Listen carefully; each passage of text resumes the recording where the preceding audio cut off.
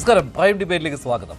ജനങ്ങൾ തള്ളിയ രാഷ്ട്രീയത്തിന് വീണ്ടും പൊന്നാട അണിയിക്കാൻ CPM ഇറങ്ങുമ്പോൾ കേരളം ചോദിക്കുകയാണ്, ഈ തോൽവിയിൽ നിന്ന് പാർട്ടി ഒന്നും പഠിച്ചില്ലേ എന്ന്. പിണറായി വിരുദ്ധതയും ഭരണവിരുദ്ധ വികാരവും പാർട്ടി അണികളുടെ പ്രതിഷേധവും വോട്ടായി മാറിയപ്പോൾ പോലും തോൽവിക്ക് പിണറായി കാരണമല്ല എന്ന് പറഞ്ഞ് നേതൃപൂജ തുടരുന്ന CPM. അപ്പോൾ ചോദ്യം ഇതാണ്, പിന്നെ ആരാണ് ഉത്തരവാദി? വോട്ട് ചെയ്ത് തോൽപ്പിച്ചവരോ? തോറ്റ ക്യാപ്റ്റനെ തന്നെ വീണ്ടും മുന്നിൽ നിർത്തി പ്രതിപക്ഷത്തെ നയിപ്പിക്കുമ്പോൾ CPM പുതിയ രാഷ്ട്രീയമല്ല കാണിക്കുന്നത്. പരാജയത്തെ പോലും അംഗീകരിക്കാത്ത അഹങ്കാരമാണ്. ഒരു കാലത്ത് ആത്മപരിശോധനയുടെ പാർട്ടി എന്ന് വിശേഷിപ്പിച്ച CPM ഇന്ന് എത്തി നിൽക്കുന്നത് നേതാവിനെ ചോദ്യം ചെയ്യരുത് എന്ന അവസ്ഥയിൽ. പുതിയ തലമുറയില്ല, ജനസ്വീകാര്യതയുള്ള മറ്റൊരു മുഖമില്ല. ജനഹിതത്തിന്റെ തിരമാലയിൽ ഉയർന്ന് VD സതീശൻ മുഖ്യമന്ത്രി കസേരയിലെത്തിയപ്പോൾ ജനങ്ങൾ നിരസിച്ച പിണറായി ഇനി പ്രതിപക്ഷത്തിന്റെ നാവാകുന്നു. മുഖം നഷ്ടപ്പെടുമ്പോഴും പാർട്ടി മുഴുവൻ ഒരാളിൽ ഒതുങ്ങുന്നു. വേറൊരാളെ പ്രതിപക്ഷ നേതാവാക്കാൻ CPM-ൽ ഇല്ലേ? ഇതാണ് ഇന്നത്തെ ഏറ്റവും കടുത്ത രാഷ്ട്രീയ ചോദ്യം. VD സതീശനെ നേരിടാൻ പിണറായി വിജയന് ആവും.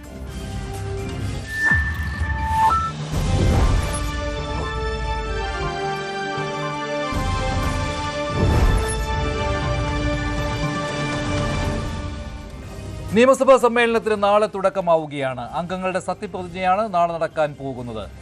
മുൻ മുഖ്യമന്ത്രി പിണറായി വിജയനാണ് പ്രതിപക്ഷ നേതാവായി വരുന്നത്. VD സതീശനെ നേരിടാൻ പിണറായി വിജയന് കഴിയുമോ? CPM-ൽ മറ്റൊരു പ്രതിപക്ഷ നേതാവിനെ കണ്ടെത്താൻ കഴിയാതെ പോയത് എന്തുകൊണ്ടാണ്? പോളിറ്റ് ബ്യൂറോയിൽ വോട്ടെടുപ്പ് വേണ്ടി വന്നിട്ടും പിണറായി വിജയൻ പ്രതിപക്ഷ നേതാവാകണം എന്ന കടുംപിടുത്തം എന്തിനു നടത്തി?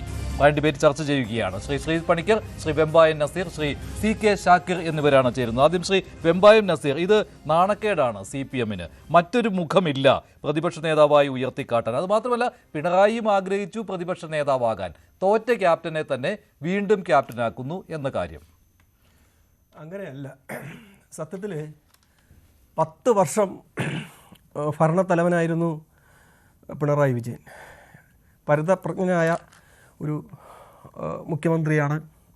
65-70 കൊല്ലത്തോളം CPIM പാർട്ടിയെ നയിക്കുകയും നിയന്ത്രിക്കുകയും ചെയ്ത ഒരു അതുല്യനായ ഒരു നേതാവാണ് പിണറായി വിജയൻ. അദ്ദേഹം സഭയിൽ ഉണ്ടാകുന്നത് എന്തുകൊണ്ടും അത് നല്ലതാണ്.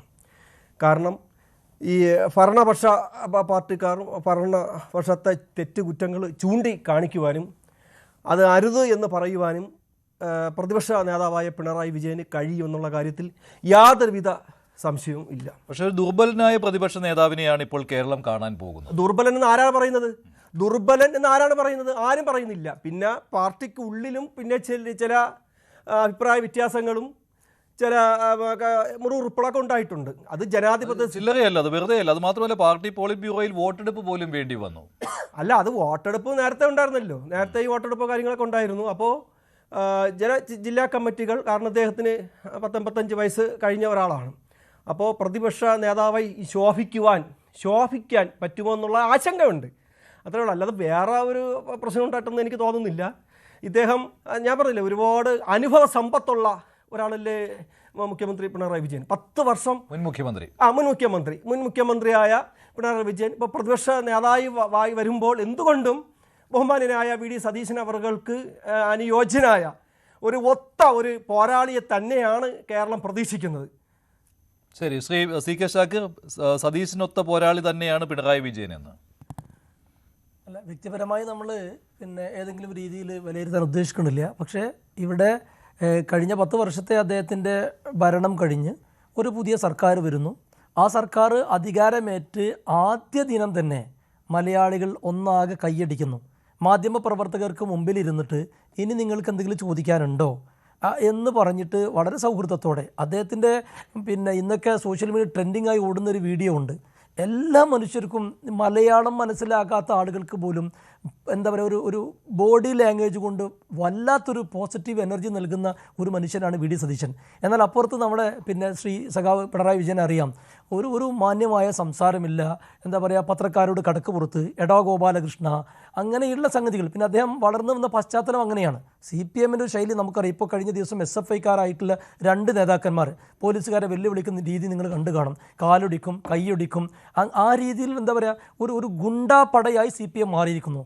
പിന്നെ ഇദ്ദേഹം പറഞ്ഞതുപോലെ പിന്നെ പ്രഗത്ഭനായ നേതാവൊക്കെ പ്രഗത്ഭൻ തന്നെയാണ്. പക്ഷേ CPM എന്ന് പറയുന്ന ഒരു വിപ്ലവ പ്രസ്ഥാനമായി നേരത്തെ ഉണ്ടായിരുന്ന പാർട്ടിയിൽ അതിൻ്റെ ഇപ്പോഴത്തെ നേതാവ് ഒന്ന് എഴുന്നേറ്റ് നിന്ന് കണ്ണുരുട്ടിയാൽ ആ യോഗത്തിൽ വിമർശനം ഉന്നയിക്കാതെ മുള്ളിപ്പോകുന്ന SFIക്കാർ, DYFIക്കാർ, CPMകാരുമുള്ളൊരു കാലമാണ്. അപ്പോൾ രണ്ടാമത്തൊരു നേതാവിനെ കാണിക്കാൻ പോലുമില്ല. പല പ്രമുഖരായിട്ടുള്ള ആളുകൾ, ഇപ്പോൾ സുധാകരൻ പിന്നെ UDFിലേക്ക് അല്ലെങ്കിൽ UDF സ്ഥാനാർത്ഥി അമ്പലപ്പുഴയിൽ മത്സരിച്ച് വിജയിക്കുന്നു. അതുപോലെ തന്നെ തോമസ് ഐസക്കിനെ പോലെയുള്ള ഒരുപാട് ആളുകൾ ആ പാർട്ടിയിലുണ്ട്. അല്ലെങ്കിൽ രണ്ടാം കിട നേതാക്കന്മാർ SFIയിലും DYFിയിലും പ്രവർത്തിച്ച് വന്ന ആളുകളുണ്ട്. അവർക്കൊന്നും ഒരു അവസരവും കൊടുക്കാതെ ഞാൻ തന്നെയാണ് ഇതിൻ്റെ പരമാധികാരി, ഞാനാണ് ഇതിൻ്റെ രാജാവ് എന്നുള്ള ഒരു ഗർവിലാണ് ഇപ്പോഴും ശ്രീ പിണറായി വിജയൻ ഉള്ളത് എന്ന് ഖേദകരമാണ്. വൈകുന്നേരം നമുക്കറിയാം ശ്രീ MV ഗോവിന്ദൻ പിന്നെ പറഞ്ഞിട്ടുള്ള പ്രസ്താവനകൾ നമ്മൾ കണ്ടതാണ്. അദ്ദേഹവും പിണറായി വിജയനെ ഭയപ്പെടുന്നു, എന്നിട്ട് അദ്ദേഹത്തിനും അദ്ദേഹത്തിൻ്റെ കുടുംബത്തിനും ആവശ്യമായ കാര്യങ്ങൾ നേടിയെടുക്കുന്നതാണ്. ഇന്നലെ ഒരു CPM നേതാവ് പറഞ്ഞ് നിങ്ങൾക്ക് ഓർമ്മയുണ്ടാകും, പിന്നെ വാർത്തകൾ പുറത്തു വന്നത് ശരിയാണെങ്കിൽ ശ്രീ MV ഗോവിന്ദൻ പത്രക്കാരെ കണ്ടാൽ, ഒരു തവണ പത്രക്കാരെ കണ്ടാൽ 100 ആളുകൾ പാർട്ടിക്കെതിരാവുമെന്നാണ്. ഇത് നേരത്തെ CPMനകത്ത് ആരെങ്കിലും പറഞ്ഞിരുന്നുവെങ്കിൽ ഒരുപക്ഷെ ഇത്ര ദയനീയമായ പരാജയം CPMന് ഉണ്ടാകുമായിരുന്നില്ല. ഇപ്പോഴും ഇവിടെ നമ്മൾ ചർച്ചയ്ക്കിരിക്കുന്ന സുഹൃത്ത് വരെ പിണറായി വിജയൻ എന്ന നേതാവിനെ വ്യക്തിപൂജ നടത്തുന്നു. പേടി കൊണ്ടാണോ എന്തുകൊണ്ടാണെന്ന് നമുക്ക് മനസ്സിലാവില്ല. ഒരു കാര്യം ഉറപ്പാണ്, കഴിഞ്ഞ 10 വർഷം DYFI, SFI, CITU പോലെയുള്ള സംഘടനകൾ ഒരു കാലത്ത് സമര സംഘടനകളായിരുന്നു. പക്ഷേ ഇപ്പോൾ ആ 10 വർഷം സമരവും ഇല്ല, ഒന്നുമില്ല എന്ന് മാത്രമല്ല, ഈ തെരഞ്ഞെടുപ്പിൽ നിങ്ങൾ ശ്രദ്ധിച്ചു കാണും, ചിന്താ ജെറോം, ജയ്ക്ക്, വസീഫ്, ഇങ്ങനെ ഒരുപാട് CPM, DYFI നേതാക്കന്മാരെ മത്സരിക്കാൻ പോലും അവസരം കൊടുക്കാതെ ഈ 80 കഴിഞ്ഞ പിന്നെ ശ്രീ പിണറായി വിജയനെ തന്നെ മത്സരിപ്പിക്കുകയും അദ്ദേഹത്തെ തന്നെ ശക്തമായ എതിർപ്പ് പാർട്ടിക്കകത്തുണ്ടായിട്ടും പോളിറ്റ് ബ്യൂറോയിൽ പോലും അദ്ദേഹത്തെ മാറ്റി നിർത്തണം എന്ന അഭിപ്രായം ഉണ്ടായിട്ടും കേരള ഘടകം അദ്ദേഹത്തിന് വേണ്ടി സപ്പോർട്ട് ചെയ്യുന്നു.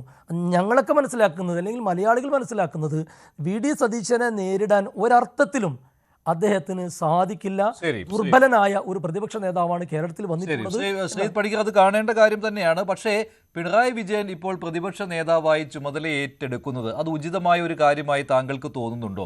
പോളിറ്റ് ബ്യൂറോയിൽ പോലും വോട്ടെടുപ്പ് വേണ്ടി വന്നു. ഇപ്പോൾ ഓരോ കമ്മിറ്റികളിൽ നിന്നും ഉയരുന്ന അപശബ്ദങ്ങൾ നമ്മൾ കേട്ടുകൊണ്ടിരിക്കുകയാണ്. ഈ തോൽവിക്ക് ഉത്തരവാദി 2 പേരെന്ന രീതിയിലാണ് പിണറായി വിജയനും MV ഗോവിന്ദനും. അതുപോലെ തന്നെ പ്രതിപക്ഷ നേതൃസ്ഥാനം ഏറ്റെടുക്കരുതായിരുന്നു എന്ന രീതിയിലുള്ള എതിർ ശബ്ദങ്ങളാണ് വരുന്നതും ജില്ലാ കമ്മിറ്റികളിൽ നിന്നും മറ്റും. ഇപ്പോഴത്തെ പാർട്ടിയുടെ വിലയിരുത്തൽ നടക്കുകയാണല്ലോ ഓരോ കമ്മിറ്റികളിലും. അപ്പോഴും ഇതേ അപശബ്ദം കേൾക്കുന്നുണ്ട് വെളിയിലേക്ക്. ഉചിതമാണോ അദ്ദേഹത്തിൻ്റെ ഈ തീരുമാനം? എന്തായാലും അദ്ദേഹം തീരുമാനിച്ചാണല്ലോ പ്രതിപക്ഷ നേതൃസ്ഥാനത്തേക്ക് അദ്ദേഹം വരുന്നത്. തീർച്ചയായിട്ടും ശ്രീ മഞ്ജുഷ്, ഞാനതിൽ പ്രാഥമികമായി കരുതുന്നത് അദ്ദേഹം ആയിരുന്നില്ല, കുറച്ചുകൂടി ചെറുപ്പമായിട്ടുള്ള മറ്റൊരാളിനെ ഇത്തവണ പ്രതിപക്ഷ നേതൃസ്ഥാനം ഏറ്റെടുക്കുന്നതിന് വേണ്ടി CPM നിയോഗിക്കണമായിരുന്നു എന്നുള്ളതാണ് എൻ്റെ വ്യക്തിപരമായിട്ടുള്ള കാഴ്ചപ്പാട്. അത് പറയുന്നതിന് കാരണം ശ്രീ പിണറായി വിജയൻ്റെ 10 വർഷം നീണ്ടു നിന്നിരുന്ന നയങ്ങളും നിലപാടുകളും അദ്ദേഹത്തിൻ്റെ ശൈലിയും ഈ തെരഞ്ഞെടുപ്പിൽ CPMനെ കാര്യമായിട്ട് പ്രതികൂലമായി ബാധിച്ചിട്ടുണ്ട് എന്നതിനെക്കുറിച്ച് നമുക്കറിയാം. അപ്പോൾ അങ്ങനെയുള്ള ഒരു വ്യക്തി, വീണ്ടും മാൻഡേറ്റ് നഷ്ടപ്പെട്ടിരിക്കുന്ന ഒരു വ്യക്തി, നമുക്കറിയാം അദ്ദേഹത്തിൻ്റെ മണ്ഡലത്തിൽ തന്നെ ഏതാണ്ട് 6 റൗണ്ട് വരെ ലീഡ് പിടിക്കാൻ പോലും കഴിയാതിരുന്ന ഒരു വ്യക്തി, അദ്ദേഹത്തിന് ആയിരുന്നില്ല മാൻഡേറ്റ് എന്നതിൻ്റെ അടിസ്ഥാനത്തിൽ അദ്ദേഹത്തിനെ തന്നെ ഏറ്റവും പ്രധാനപ്പെട്ട പ്രതിപക്ഷ നേതൃസ്ഥാനം എന്നുള്ള ഒരു ചുമതല ഏൽപ്പിക്കാനായിട്ട് ജനം ആഗ്രഹിച്ചിട്ടുണ്ടോ എന്ന് ചോദിച്ചാൽ ഇല്ല എന്ന് തന്നെയാണ് അതിൻ്റെ ഉത്തരം. കാരണം അദ്ദേഹത്തിൻ്റെ നേതൃപാടവത്തിൽ പൂർണ്ണമായിട്ടുള്ള വിശ്വാസം ഇപ്പോഴും ജനങ്ങൾക്കുണ്ടായിരുന്നുവെങ്കിൽ അദ്ദേഹത്തിൻ്റെ പാർട്ടിക്ക് വലിയ ഭൂരിപക്ഷം ഇത്തവണയും ആൾക്കാർ നൽകുമായിരുന്നു. അതുതന്നെയായിരുന്നു അവരുടെ പ്രതീക്ഷയും. അപ്പോൾ അങ്ങനെയുള്ള വലിയൊരു പരാജയത്തിന് കാരണമായിരിക്കുന്ന 99 സീറ്റിൽ നിന്ന് കേവലം 35 സീറ്റിലേക്ക് പാർട്ടിയെ ഒതുക്കിയിരിക്കുന്ന, 3-1 അതിൻ്റെ നിയമസഭയിലെ അംഗബലത്തിനെ കുറച്ചിരിക്കുന്നതിന് നേതൃത്വം നൽകിയിരിക്കുന്ന ഒരു വ്യക്തി, പ്രത്യേകിച്ച് നാടൊട്ടുക്ക് അദ്ദേഹത്തിൻ്റെ മാത്രം ചിത്രം കൊണ്ട് വലിയ ഹോർഡിങ്ങുകൾ തീർത്ത് ഒരു തുടർ ഭരണത്തിന് വേണ്ടി അഭ്യർത്ഥന നടത്തിയിരുന്ന ഒരു പാർട്ടിയുടെ ഭാഗമായിട്ട് അദ്ദേഹം തന്നെ ഇനി ആ നേതൃസ്ഥാനത്ത് തുടരുക എന്ന് പറയുന്നത് ജനം ആഗ്രഹിക്കുന്നതല്ല. ഒരുപക്ഷെ CPMൽ തന്നെ ആൾക്കാർ പലരും അത് ആഗ്രഹിക്കുന്നില്ല എന്നുള്ളതാണ് ഇപ്പോൾ ഈ വരുന്ന ചർച്ചകളുടെയും ന്യൂസ് റിപ്പോർട്ടുകളും. പക്ഷെ വേറെ ആര് എന്നുള്ളൊരു കാര്യം കൂടി ഉണ്ട് കേട്ടോ, വേറെ ആര് എന്നുള്ള കാര്യം കൂടി ഉണ്ട്. വേണമെങ്കിൽ നമുക്ക് പറയാം ശ്രീ KN ബാലഗോപാൽ ഉണ്ട്. അപ്പോൾ അങ്ങനെയാണെങ്കിൽ ശ്രീ ബാലഗോപാലിനെ അവർക്ക് തിരഞ്ഞെടുക്കാമായിരുന്നു. സജി ചെറിയാനുണ്ട്. പക്ഷേ സജി ചെറിയാൻ പലപ്പോഴും അദ്ദേഹത്തിൻ്റെ നാക്ക് കൊണ്ട് തന്നെ പല വിവാദങ്ങളിലും വരികയും ഒരിക്കൽ മന്ത്രിയായിരുന്നപ്പോൾ ആ മന്ത്രിസ്ഥാനം തന്നെ നഷ്ടപ്പെടുത്തുകയും ഒക്കെ ചെയ്തിട്ടുണ്ട്. പക്ഷേ കുറച്ചുകൂടി ഇരുത്തം വന്ന ഒരു നേതാവ് എന്ന നിലയ്ക്ക് കഴിഞ്ഞ മന്ത്രിസഭയിലെ തന്നെ ഏറ്റവും സുപ്രധാനമായിട്ടുള്ള ഒരു വകുപ്പ് കൈകാര്യം ചെയ്തിരുന്ന ഒരാളെന്ന നിലയ്ക്ക് താരതമ്യേന ഇപ്പോൾ ഗോവിന്ദൻ മാഷിൻ്റെയോ അല്ലെങ്കിൽ ശ്രീ പിണറായി വിജയൻ്റെയോ ഒക്കെ ശരീരഭാഷയിൽ നിന്ന് വളരെ വ്യത്യസ്തമായിട്ടുള്ള ശരീരഭാഷ അടക്കം പ്രദർശിപ്പിക്കുന്ന ഒരു വ്യക്തി എന്ന നിലയ്ക്ക് അവർക്ക് ശ്രീ കെ എൻ ബാലഗോപാലിനെ ഒരുപക്ഷെ അദ്ദേഹത്തിനെ തെരഞ്ഞെടുക്കാമായിരുന്നു. മറ്റ് ചില ചോയ്സസ് ഉണ്ടായിരുന്നു, പക്ഷേ അത്തരത്തിലുള്ള ആൾക്കാരൊന്നും തന്നെ ഇത്തവണ തെരഞ്ഞെടുപ്പിൽ ജയിച്ചില്ല. അപ്പോൾ ജനങ്ങളുടെ മാൻഡേറ്റ് തുടർച്ചയായിട്ട് കിട്ടുകയും ധനകാര്യം പോലെ ഏറ്റവും ദുർഘടമായിട്ടുള്ള വലിയ മികച്ച റിസൾട്ടുകൾ ഉണ്ടാക്കാൻ സാധിക്കാത്ത ഒരു വകുപ്പാണ് കൈകാര്യം ചെയ്തിരുന്നത് എങ്കിൽ പോലും ഇത്തവണ വീണ്ടും ഒരു കടുത്ത ഫൈറ്റിനെ അതിജീവിച്ച് ജയിച്ചു വന്നിരിക്കുന്ന ഒരു വ്യക്തി എന്ന നിലയിൽ അദ്ദേഹത്തിനെ ട്രസ്റ്റ് ചെയ്യുകയായിരുന്നു കൂടുതൽ നല്ലത്. പക്ഷേ അങ്ങനെ ഉണ്ടായില്ല. പിന്നെ ഇത് പറയുമ്പോൾ തന്നെ നമ്മൾ മറ്റൊരു കാര്യം കൂടി പറയണം. കാരണം ഇപ്പോൾ പല ജില്ലാ ഘടകങ്ങളിൽ നിന്നൊക്കെ ആണെങ്കിലും ശ്രീ പിണറായി വിജയന്റെയും ശ്രീ എം വി ഗോവിന്ദന്റെയും ശൈലിക്കെതിരെ ഉൾപ്പെടെ കടുത്ത വിമർശനമാണ് ഉണ്ടായിക്കൊണ്ടിരിക്കുന്നത്. അതിൽ പലപ്പോഴും ശ്രീ എം വി ഗോവിന്ദനെ അവിടെ ഇരുത്തിക്കൊണ്ട് തന്നെ ആൾക്കാർ അദ്ദേഹത്തിനെതിരായിട്ടുള്ള വിമർശനം പറയുന്ന തരത്തിലേക്ക് കാര്യങ്ങൾ മാറിയിട്ടുണ്ട്. ഇതിൽ ഒരു കാര്യം നമ്മൾ ആലോചിക്കേണ്ടത്, ഇതിന് കാരണമായിട്ടുള്ള സംഭവങ്ങൾ, ഇവരുടെ മോശം ശരീരഭാഷയും ഇവരുടെ മോശം പബ്ലിക് ഇടപെടലുകളും മോശം നയങ്ങളും നിലപാടുകളും ഒക്കെ വന്നുകൊണ്ടിരുന്ന സമയത്ത് ഈ ജില്ലാ ഘടകങ്ങളിലുള്ള ആൾക്കാർ ഉറക്കമായിരുന്നു എന്നുള്ള ഒരു ചോദ്യം കൂടി നമ്മൾ ചോദിക്കണം. കാരണം ഭരണ തുടർച്ച എന്ന ഒരു ലക്ഷ്യം മുൻനിർത്തി നിൽക്കുന്ന പ്രവർത്തിക്കുന്ന ഒരു പാർട്ടിയെ സംബന്ധിച്ചിടത്തോളം ഇത്തരത്തിലുള്ള പെരുമാറ്റം ഒന്നും തന്നെ നമുക്ക് നല്ലതല്ല എന്നതുമായി ബന്ധപ്പെട്ട ഒരു ചിന്തയുണ്ടെങ്കിൽ ആ ചിന്ത ആ അവസരത്തിൽ പ്രകടിപ്പിക്കുന്നതിന് വേണ്ടിയിട്ട് ഇവർക്കാർക്കും കഴിഞ്ഞിട്ടില്ല, അഥവാ ഇവർക്ക് അതിനുള്ള സ്വാതന്ത്ര്യം ഉണ്ടായിരുന്നില്ല. ഇന്നിപ്പോൾ അധികാരമില്ലാത്തത് കൊണ്ടും കൂടുതൽ കടുത്ത നിയന്ത്രണങ്ങൾ തങ്ങൾക്ക് മേലെ ഉണ്ടാകില്ല എന്നുള്ള ഒരു പ്രതീക്ഷ ഉള്ളത് കൊണ്ടുമായിരിക്കും. അതെനിക്ക് തോന്നുന്നു എം വി ഗോവിന്ദന്റെ വാർത്താ സമ്മേളനത്തിൽ അദ്ദേഹം പറഞ്ഞിരുന്നുവല്ലോ, സ്വതന്ത്രമായിട്ട് അഭിപ്രായം പറയാം എന്നുള്ളത്. അതായത് ഒരു വിലക്ക് അവിടെ ഉണ്ടാവുകയില്ല എന്ന അർത്ഥത്തിലാണ് അദ്ദേഹം അങ്ങനെ പറഞ്ഞത് എന്ന് തോന്നുന്നു അല്ലേ? അതുകൊണ്ടാണ് കൂടുതൽ അംഗങ്ങൾ എതിർത്ത് പറയുവാൻ തയ്യാറായിരിക്കുന്നത്. മഞ്ജുഷ, അങ്ങനെ പറയാനുള്ള കാരണം എന്തായിരിക്കും? ഇപ്പൊ നമ്മൾ ഒരു മീറ്റിംഗ് കൂടുന്ന സമയത്ത് നിങ്ങൾക്ക് നിർഭയം സംസാരിക്കാം, നിങ്ങൾക്ക് ഒരു തരത്തിലുള്ള എതിർപ്പുകളും നേരിടാതെ നിങ്ങൾക്ക് സ്വതന്ത്രമായി സംസാരിക്കാം, ആരെയും വിമർശിക്കാം, എന്ത് കാരണങ്ങൾ വേണമെങ്കിലും പറയാം എന്ന് നമ്മൾ അവരോട് പറയേണ്ടി വരുന്നതിന്റെ സാഹചര്യം നാളിതുവരെ അത് അങ്ങനെ ആയിരുന്നില്ല എന്നുള്ളതല്ലേ. അങ്ങനെയുള്ള ഒരു സ്വാതന്ത്ര്യം, ഉൾപാർട്ടി ജനാധിപത്യം ഒക്കെ തന്നെ, അഭിപ്രായ സ്വാതന്ത്ര്യം ഒക്കെ തന്നെ, പാർട്ടിയെ തിരുത്താനുള്ള ഒരു സ്വാതന്ത്ര്യം ഒക്കെ തന്നെ ഈ പല ഘടകങ്ങളിലും അതിൽ ഏറ്റവും സീനിയർ ആയിട്ടുള്ള ലെവലിൽ തന്നെ അനുവദിക്കുന്നുണ്ടായിരുന്നുവെങ്കിൽ അങ്ങനെ ഇത്തവണ നിങ്ങൾ ചെയ്തോളൂ എന്ന് പറയേണ്ടത് ആവശ്യമില്ല. ഇപ്പൊ കോൺഗ്രസിന്റെ ഒരു മീറ്റിംഗ് കൂടുന്ന സമയത്ത് ഇങ്ങനെ ആരും പ്രത്യേകിച്ച് പറയേണ്ടതില്ല എന്ന് നമുക്കറിയാം. കാരണം കോൺഗ്രസിലുള്ള ആൾക്കാരെല്ലാവരും തന്നെ അവരുടെ മുഖ്യമന്ത്രിയാണെങ്കിലും പ്രധാനമന്ത്രിയാണെങ്കിലും ആൾക്കാരെ വിമർശിക്കുകയും അതിന് അവർക്ക് പ്രത്യേകിച്ച് ആരെങ്കിലും ഒരു ലൈസൻസ് കൊടുക്കുകയും ഒന്നും തന്നെ വേണ്ട. പക്ഷെ CPM-ൽ അങ്ങനെ അല്ലാത്തത് കൊണ്ടും ഈ രീതിയിലത്തേക്കുള്ള കുറേയധികം മർക്കടമുഷ്ടി അവരുടെ എല്ലാ റാങ്ക് ആൻഡ് ഫയലിലും ഉണ്ടായിരുന്നത് കൊണ്ടുമാണ് ഇപ്പോൾ അതൊക്കെ റിലാക്സ് ചെയ്തിരിക്കുന്നു എന്ന അർത്ഥത്തിൽ അത് പറയുന്നത്. അപ്പോൾ അതിൻ്റെ അർത്ഥം തന്നെ ഇതുവരെ അത്തരത്തിലുള്ള അഭിപ്രായങ്ങൾ എന്റർടൈൻ ചെയ്യപ്പെട്ടിട്ടില്ല, പ്രോത്സാഹിപ്പിക്കപ്പെട്ടിട്ടില്ല എന്നുള്ളതാണ്. അപ്പോൾ അതുകൊണ്ടാണ് ഞാൻ പറഞ്ഞത്, ഈ ആൾക്കാരൊക്കെ നേരത്തെ ഉറക്കമായിരുന്നു എന്ന് ചോദിക്കാം. അതല്ല എങ്കിൽ ഇതുവരെ അവർക്കാർക്കും തന്നെ അഭിപ്രായം സ്വതന്ത്രമായി പറയാനുള്ള ഒരു സംവിധാനം പോലും ആ പാർട്ടിയിൽ ഉണ്ടായിരുന്നില്ല. ഇനി അത് ഉണ്ടാകുന്നതിന് തന്നെ കാരണമായത് ഈ പരാജയമാണ് എങ്കിൽ പാർട്ടിയിലെ പല ആൾക്കാരും ഈ പരാജയത്തിനെ സ്വാഗതം ചെയ്യുന്നുവെന്നും ഞാൻ കരുതുന്നുണ്ട്. കാരണം പാർട്ടി തെറ്റായ രീതിയിലേക്ക് പോവുകയാണ്. ഒരു തിരുത്തൽ നടപടിയും ഒരു നിർദ്ദേശവും മുന്നോട്ട് വെക്കാനായിട്ട് സധൈര്യം വന്ന് സംസാരിക്കാനായിട്ട് ഒരാൾക്കും അനുവാദം ഇല്ലാത്തതിനേക്കാൾ തങ്ങൾക്ക് അത്തരത്തിലുള്ള അധികാരം, അനുവാദം ഒക്കെ തന്നെ ഉണ്ടാകണം എന്ന ആൾക്കാർ ഇപ്പൊ ചിന്തിക്കുന്നുണ്ടെങ്കിൽ അതിന് കാരണം ഈ വലിയ പരാജയമായിട്ടുണ്ടെങ്കിൽ ആ പരാജയത്തിന് അവർ കൂടി കാരണമാണ്, അവരത് ആഗ്രഹിച്ചിരുന്നു എന്ന് മനസ്സിലാക്കണം.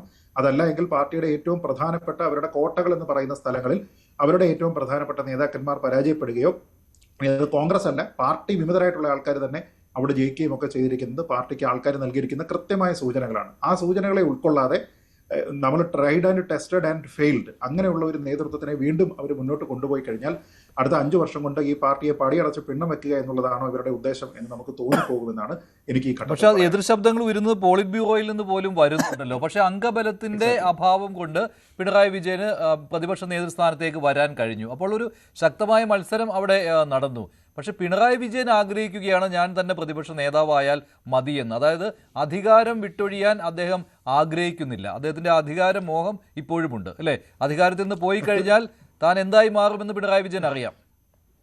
തീർച്ചയായിട്ടും. കാരണം ഒരു വ്യക്തി ആഗ്രഹിക്കുന്നതുകൊണ്ടാണല്ലോ അദ്ദേഹം ഒരു സ്ഥാനത്തിന് വേണ്ടിയിട്ട് കണ്ടസ്റ്റ് ചെയ്യുന്നത്. അപ്പോൾ തന്നെ കൂടി ഉൾപ്പെടുത്തി അവിടെ ഒരു വോട്ടെടുപ്പിലേക്ക് പോവുകയാണെങ്കിൽ, പാർട്ടിയുടെ ഏറ്റവും ഉന്നതമായിട്ടുള്ള ഒരു ബോഡിയിൽ അങ്ങനെ പോവുകയാണെങ്കിൽ തന്നെ ചലഞ്ച് ചെയ്യാനായിട്ട് മറ്റുള്ള ആൾക്കാരുണ്ട് എന്നുള്ള ഒരു തിരിച്ചറിവ് അദ്ദേഹത്തിനുണ്ട്. എന്ന് വെച്ചാൽ ഇനി അത്തരത്തിലുള്ള സ്ഥാനത്തേക്ക് വരാനായിട്ട് ആഗ്രഹം പ്രകടിപ്പിക്കുന്ന ആൾക്കാരുണ്ട്. ഒരു വോട്ടെടുപ്പിലേക്ക് പോവുക എന്ന് പറയുമ്പോൾ തന്നെ അതൊരു ഡിവൈഡഡ് ഹൗസ് ആയിട്ടുണ്ട്. അങ്ങനെയെങ്കിൽ തനിക്ക് പാർട്ടിയിൽ നിന്ന് കിട്ടാവുന്ന എല്ലാ ആനുകൂല്യവും കിട്ടി, പ്രായത്തിന്റെ ആനുകൂല്യം ഉൾപ്പെടെ പല കാര്യങ്ങൾ കിട്ടി, 2 ടൈം മുഖ്യമന്ത്രി ആയിരുന്നയാളാണ്. അപ്പൊ അങ്ങനെയുള്ള ഒരു വ്യക്തി ഇത്തവണ സ്വയം മാറി നിൽക്കാം, ഇനി പുതിയ ആൾക്കാർ വരട്ടെ എന്ന രീതിയിലത്തേക്ക് വേണമെങ്കിൽ അദ്ദേഹത്തിന് ചിന്തിക്കാം. പക്ഷെ എന്തോ അദ്ദേഹത്തിന്റെ നമ്മൾ ഇതുവരെ പറഞ്ഞിട്ടുള്ള ശരീരഭാഷ, അദ്ദേഹത്തിന്റെ പബ്ലിക് കണ്ടക്ട്, ഇതൊക്കെ നമുക്ക് അറിയാവുന്നത് കൊണ്ട് തന്നെ അത്തരത്തിൽ എന്തെങ്കിലും ഒരു കാര്യത്തിനെ ചെയ്യുന്നത് പോലും ഒരു കീഴടങ്ങലായിട്ട് ഫോർഫീറ്റ് ചെയ്യുന്നതിന് തുല്യമായിട്ടായിരിക്കും അദ്ദേഹം മറ്റൊരു കാര്യം എന്ന് പറയുന്നത് ഈ പ്രായപരിധിയിലുള്ള ഇളവ് അദ്ദേഹത്തിന് നൽകിയത് അദ്ദേഹം വീണ്ടും മുഖ്യമന്ത്രിയായി വരുന്നതിന് വേണ്ടിയാണ്, മുന്നണിയെ നയിച്ച് വീണ്ടും മുഖ്യമന്ത്രിയാകുന്നതിന് വേണ്ടിയാണ്. അതിൽ അദ്ദേഹം പരാജയപ്പെടുമ്പോൾ പിന്നെ അദ്ദേഹത്തിന് ഈ പ്രായപരിധിയിലെ ഇളവ് അനുവദിച്ചു കൊടുക്കുന്നത് ഒട്ടും ഉചിതമല്ലാത്ത കാര്യമാണ്. അതുപോലും പാർട്ടിക്ക് ചിന്തിക്കാനാവുന്നില്ല. തീർച്ചയായിട്ടും ഒരു പക്ഷേ പാർട്ടിയെ സംബന്ധിച്ചിടത്തോളം ഇത്തവണ അവർക്ക് ഉണ്ടായിരുന്ന ഒരു ബുദ്ധിമുട്ട് എന്ന് പറയുന്നത് ഇത്തരത്തിലുള്ള കണ്ടസ്റ്റ് ചെയ്യുന്ന ഒരു സാഹചര്യം ഒക്കെ ഉണ്ടെങ്കിലും അഭിപ്രായ ഭിന്നതകളൊക്കെ ഉണ്ടെങ്കിലും പാർട്ടിയെ സംബന്ധിച്ചിടത്തോളം ഇത്തവണ ഉണ്ടായിരുന്ന ഏറ്റവും പ്രധാനപ്പെട്ട ബുദ്ധിമുട്ട് എന്ന് പറയുന്നത് വളരെ കുറച്ച് സീറ്റുകൾ മാത്രമേ കിട്ടിയിട്ടുള്ളൂ എന്നുള്ളതാണ്. അങ്ങനെ വളരെ സീറ്റുകൾ കുറവ് കിട്ടുകയും അവരൊരു പക്ഷേ സെക്കൻഡ് ലൈൻ ലീഡർഷിപ്പ് എന്ന രീതിയിലത്തേക്ക് അവർ കണക്ക് കൂട്ടുകയും ചെയ്തിരുന്ന പല ആൾക്കാരും പരാജയപ്പെട്ടു പോവുകയും ചെയ്തു. ഇപ്പോൾ പി രാജീവ് ആണെങ്കിലും എം രാജേഷ് ആണെങ്കിലും അല്ലെങ്കിൽ ആൾക്കാരുടെ വലിയ പിന്തുണ ഉണ്ടായിരുന്ന കെ ശൈലജ ടീച്ചർ ഉൾപ്പെടെയുള്ള പല ആൾക്കാർക്കും ജയിക്കാനായിട്ട് സാധിച്ചിട്ടില്ല. പിന്നെ നേരത്തെ ഈ പറഞ്ഞതുപോലെ നാക്കുകൊണ്ട് പലപ്പോഴും വിവാദങ്ങളിൽ എത്തിയിരിക്കുന്ന മറ്റു ചില ആൾക്കാരാണ് ഇപ്പോഴും ജനപ്രിയരായിട്ട് അവിടെ തന്നെ തുടരുകയും ജയിച്ചു വരികയും ചെയ്തിരിക്കുന്നത്. അപ്പോൾ അങ്ങനെയുള്ള ആൾക്കാരിലേക്ക് പോകുന്നതിനേക്കാൾ ഭേദം ഒരുപക്ഷെ ശ്രീ പിണറായി വിജയൻ തന്നെയാണ് എന്നവർ ചിന്തിച്ചിട്ടുണ്ടാകും. പക്ഷേ ഇതിൽ ഒരു കാര്യം വളരെ പ്രസക്തമാണ്. കാരണം ശ്രീ പിണറായി വിജയന്റെ പബ്ലിക് കണ്ടക്ട്, അദ്ദേഹത്തിന്റെ ശരീരഭാഷ ഒക്കെ തന്നെ പാർട്ടിക്ക് പ്രതികൂലമായിട്ട് ബാധിച്ചിട്ടുണ്ട് എന്നതിനെക്കുറിച്ച് പാർട്ടി വൃത്തങ്ങൾക്ക് ഇപ്പോൾ കൃത്യമായിട്ടുള്ള ധാരണയുണ്ട്. അപ്പോൾ അങ്ങനെയാണെങ്കിൽ ഒരു ഭരണകർത്താവിനേക്കാൾ കുറച്ചുകൂടി ലീനിയന്റ് ആയിട്ട് കുറച്ചുകൂടി സൗഹാർദ്ദപരമായിട്ടുള്ള ഒരു സമീപനവും അതിന് പറ്റുന്ന രീതിയിലത്തേക്കുള്ള ശരീരഭാഷയും പ്രദർശിപ്പിക്കേണ്ടത് ആളാണ് പ്രതിപക്ഷ നേതാവ്. അങ്ങനെ ആയി മാറുന്നതിന് ഒരു ടോട്ടൽ റീസെറ്റ് ചെയ്യുന്നതിന് വേണ്ടിയിട്ട് ശ്രീ പിണറായി വിജയന് സാധിക്കുമോ എന്നുള്ളതാണ് കാണേണ്ടത്. അദ്ദേഹത്തിന്റെ രാഷ്ട്രീയ ചരിത്രം അറിയാവുന്ന, അദ്ദേഹത്തിന്റെ ശരീരഭാഷയുടെ ചരിത്രം അറിയാവുന്ന ആൾക്കാരെ സംബന്ധിച്ചിടത്തോളം ആ രീതിയിലത്തേക്ക് വഴങ്ങി വരാനുള്ള ഒരു സാധ്യത വളരെ കുറവാണ്. അങ്ങനെയാണ് എങ്കിൽ ഞാൻ നേരത്തെ സൂചിപ്പിച്ചതുപോലെ 2031 ആകുമ്പോഴേക്കും ഇവിടെ പാർട്ടി ബാക്കി കാണുമോ എന്നുള്ള ഒരു അവസ്ഥയിലേക്ക് അവരെത്താനുള്ള സാധ്യതയുമുണ്ട്. ശരി, അത് കൃത്യമായ വിലയിരുത്തലാണല്ലോ. കാരണം ഈ രീതിയിൽ പാർട്ടിയെ നയിച്ചുകൊണ്ട്, നിയമസഭയിൽ നയിച്ചുകൊണ്ട് പിണറായി വിജയൻ മുന്നോട്ട് പോയാൽ ഈ പറയുന്ന ഗതികേടായിരിക്കും പാർട്ടിക്ക് സംഭവിക്കാൻ പോകുന്നത്. എൻ്റെ ബഹുമാനായ ശ്രീജിത്ത് പണിക്കരും അതുപോലെ ഷാക്കറും ഈ കബഡി നിരത്തി ജോൾസിൻ്റെ പണി തൽക്കാലം നിങ്ങൾ എടുക്കണ്ട. അത് 2026 LDF കമ്മ്യൂണിസ്റ്റ് പാർട്ടിക്ക് കേരളത്തിൽ ഭരണം നഷ്ടമായി എന്ന് പറഞ്ഞ് ഈ പാർട്ടിയുടെ ചരമഗീതം നിങ്ങൾ ആരും കുറിക്കണ്ട. മനസ്സിലായില്ലേ? ഈ പാർട്ടി പൂർവാധിക ശക്തിയായി ഈ പാർട്ടി അടുത്ത 5 വർഷം ഈ പാർട്ടി അധികാരത്തിൽ വരും. മുമ്പും അനുഭവങ്ങൾ അങ്ങനെയാണ്. ഈ പാർട്ടി ആദ്യമായിട്ടല്ലല്ലോ ഇടതുപക്ഷത്തിന് ഭരണം നഷ്ടമായത്. 5 വർഷം LDF ഭരിക്കും, അടുത്ത 5 വർഷം UDF ഭരിക്കും, അതിൻ്റെ അടുത്ത 5 വർഷം UDF ഭരിക്കും, അതിൻ്റെ അടുത്ത LDF. അങ്ങനെയാണല്ലോ കഴിഞ്ഞ തവണയാണല്ലോ ആ ടേണ് തെറ്റിച്ചുകൊണ്ട് തുടരെ 10 വർഷം പിണറായി സർക്കാർ ഭരിച്ചത്. അതുകൊണ്ട് ഈ പാർട്ടിക്ക് ചരമഗീതം നിങ്ങൾ തൽക്കാലം നിങ്ങൾ എഴുതണ്ട. ഈ പാർട്ടി പൂർവാധിക ശക്തിയായി ഈ പാർട്ടി കേരള മണ്ണിൽ ഈ പാർട്ടി താഴ്ച വളരുക തന്നെ ചെയ്യും. കാരണം പ്രസംഗമല്ല, കാരണം എന്താണ്, ഈ കേരളം ഒരു ഇടതുപക്ഷ ചായ്വുള്ള മണ്ണാണ് സാർ. ഈ പണ്ട് മുതലേ ഈ കേരളത്തിൻ്റെ ഒരു ചരിത്രം ഒന്ന് പരിശോധിച്ചാൽ ഒരു മലയാളികൾക്ക് ഒരു ഇടതുപക്ഷ ചായ്വുണ്ട്. പിന്നെ കഴിഞ്ഞ നമ്മളിപ്പോൾ ഈ തെരഞ്ഞെടുപ്പിന് നമുക്ക് LDF 35 സീറ്റ് കിട്ടുള്ളൂ. കാരണം മലയാളികൾ വികസനം നോക്കിയില്ല. മലയാളികൾ ഈ 10 വർഷം പിണറായി സർക്കാർ നടപ്പിലാക്കിയ വികസനങ്ങൾ മലയാളികൾ നോക്കിയില്ല. അവർ ശരീരഭാഷയും ആംഗ്യഭാഷയും ഡയലോഗും അതുപോലുള്ള സംസാരവും കാര്യങ്ങളൊക്കെയാണ് മലയാളി നോക്കി വോട്ട് ചെയ്തു. അതുകൊണ്ട് നമ്മൾ പുറത്തുപോയി. വികസനം നോക്കിയിരുന്നുവെങ്കിൽ മൂന്നാമതും ഈ പിണറായി സർക്കാർ അധികാരത്തിൽ വരുമായിരുന്നു. കാരണം നമുക്കറിയാം, വർഗീയ സംഘർഷമില്ലാത്ത 10 വർഷമല്ലേ കഴിഞ്ഞു പോയത്. തിരുവനന്തപുരം മുതൽ നിങ്ങൾ എന്തുകൊണ്ടാണ് ഈ ചർച്ച ഇതുവരെ അതൊന്നും പറയാത്തത്? ആന്റണി ഇവിടെ കലാപം നടന്നിട്ടില്ലേ? എത്ര കലാപമാണ് നടന്നത്? സാറേ പറഞ്ഞു 10 വർഷം. ഞാനെന്താ 10 വർഷം ഒരു ചെറിയ പറയുന്നത്. എൻ്റെ സുപ്രിയ സുഹൃത്ത് ഷാക്കർ പറയട്ടെ, അത് ശ്രീജിത്ത് സാറിനെ ഞാൻ വെല്ലുവിളിക്കുകയാണ്. ഈ കാസർഗോഡ് മുതൽ തിരുവനന്തപുരം ഏതെങ്കിലും ഒരു ജില്ലയിൽ ഒരു ചെറിയ മതസ്പർദ്ധ, ചെറിയൊരു വർഗീയ ഒന്നും നടന്നിട്ടില്ല. അത് തന്നെ വലിയ കാരണം മുമ്പ് അങ്ങ് ഉണ്ടായിട്ടുണ്ട്. അതുകൊണ്ടാണ് ഞാൻ പറയുന്നത്, മുമ്പ് വർഗീയ സംഘർഷം ഇല്ലാതെ ആരും ഇവിടെ ഭരിച്ചിട്ടില്ലായിരുന്നു. മുമ്പ് UDF ആന്റണി വർഗീയ സംഘർഷം ആറാടും 1ാം കലാപം 2ാം കലാപം നടന്നത്, ശാന്തിയിൽ വെടിവെപ്പ് നടന്നത്, അവിടെ മുത്തങ്ങ സംഭവം നടന്നത്, അതൊക്കെ നോക്കണം. വെടിവെപ്പൊക്കെ നടന്നത്. പക്ഷേ ഈ 10 വർഷം എവിടെയെങ്കിലും ഒരു വെടിവെപ്പ് നടന്നോ? എവിടെയെങ്കിലും അവർ 2 പേര് കൊല്ലപ്പെട്ടോ? എന്തെങ്കിലും ചെറിയ രീതിയിൽ ഒന്ന് അത് ശാക്കർ ഒന്ന് പറയണം. ഇല്ല. അതുപോലെ നമ്മുടെ ഈ തലസ്ഥാനത്ത് ലോകത്തെ ഏറ്റവും വലിയ കപ്പൽ ഇതാ നമ്മുടെ തലസ്ഥാനത്ത് വിഴിഞ്ഞത്ത് വരെയാണ്.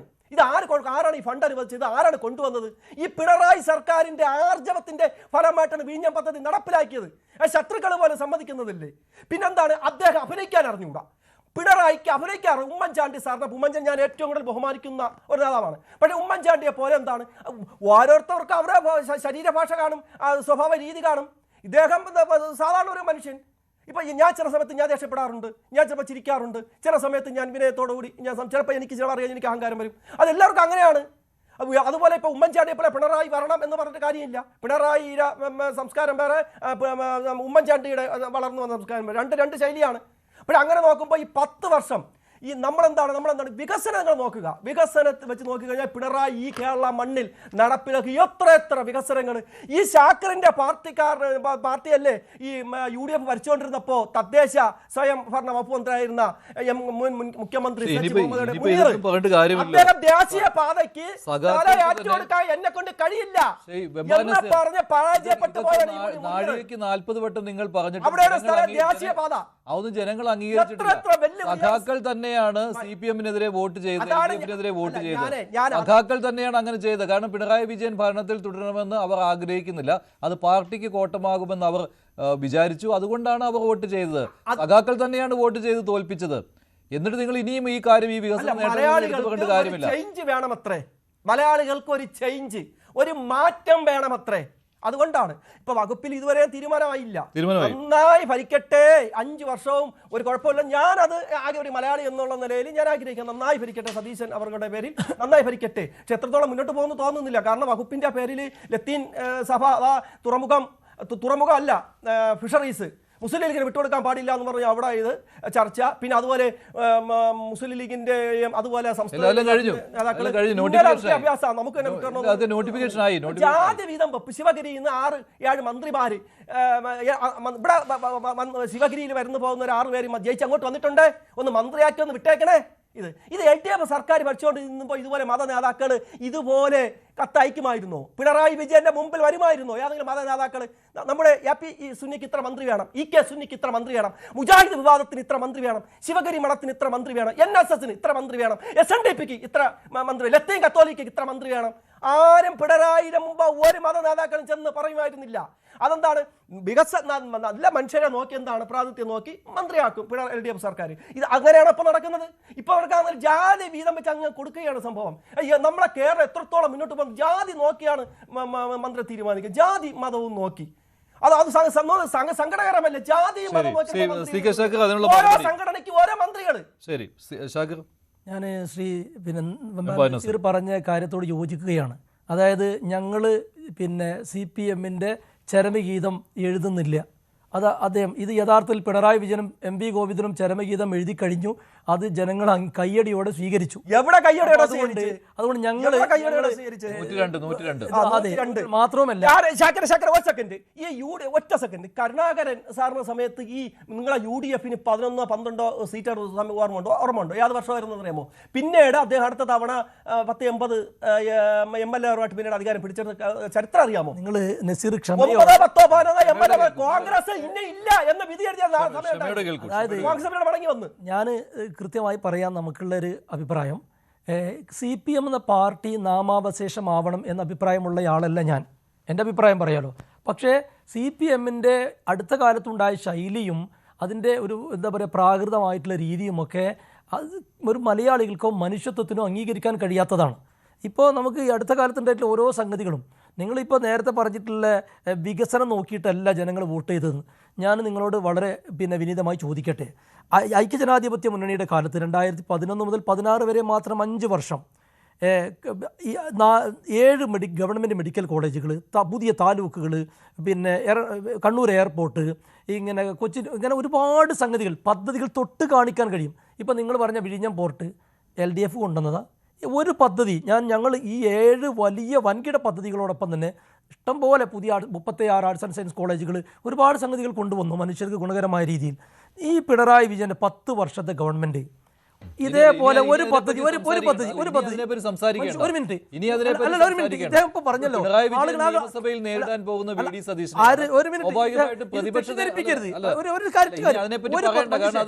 ചർച്ച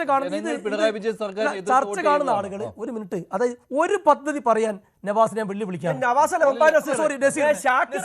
ഒരു പദ്ധതി പറഞ്ഞു. ആരാണ് ഒന്ന് പറയൂ. ഈ 10 വർഷം ഭരിച്ചത് ആരാണ്? ഉമ്മൻചാണ്ടിയാ ഭരിച്ചത്. അല്ല, ഒരു പദ്ധതി പറയും. ഞാൻ പറഞ്ഞു 7 പദ്ധതികൾ ഞാൻ പറഞ്ഞു.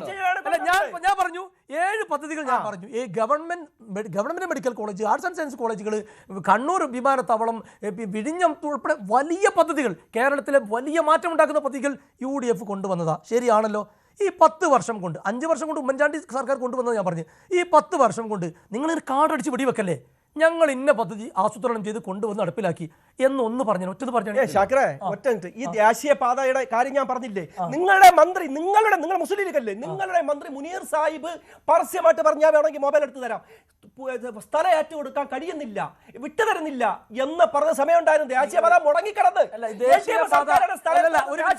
നോക്കണം. അല്ല, ദേശീയപാത 2013 പ്രവർത്തനം ആരംഭിച്ച ദേശീയപാത ഇപ്പോഴും നിങ്ങൾ ഒന്ന് കാസർഗോഡ് തിരുവനന്തപുരം വരെ വരിക, ഇപ്പോഴും പണി പൂർത്തിയായിട്ടില്ല. മാത്രമല്ല, ദേശീയപാത നാഷണൽ അതോറിറ്റിയുടേതാണ്, അത് കേന്ദ്ര സർക്കാരിൻ്റെതാണ്. ഞാൻ ചോദിക്കട്ടെ, ആരാന്റെ ഗർഭത്തിന് അവകാശവാദം നിങ്ങൾ ഉണ്ടാക്കി? ഞാൻ ചോദിക്കട്ടെ, പിണറായി വിജയൻ 10 വർഷം കൊണ്ട് ഈ കേരളത്തിൽ എന്താണ് കൊണ്ടുവന്നത്? ഒന്ന് പറ. ഞങ്ങൾ 5 പറഞ്ഞു. ഒന്ന് പറയട്ടെ.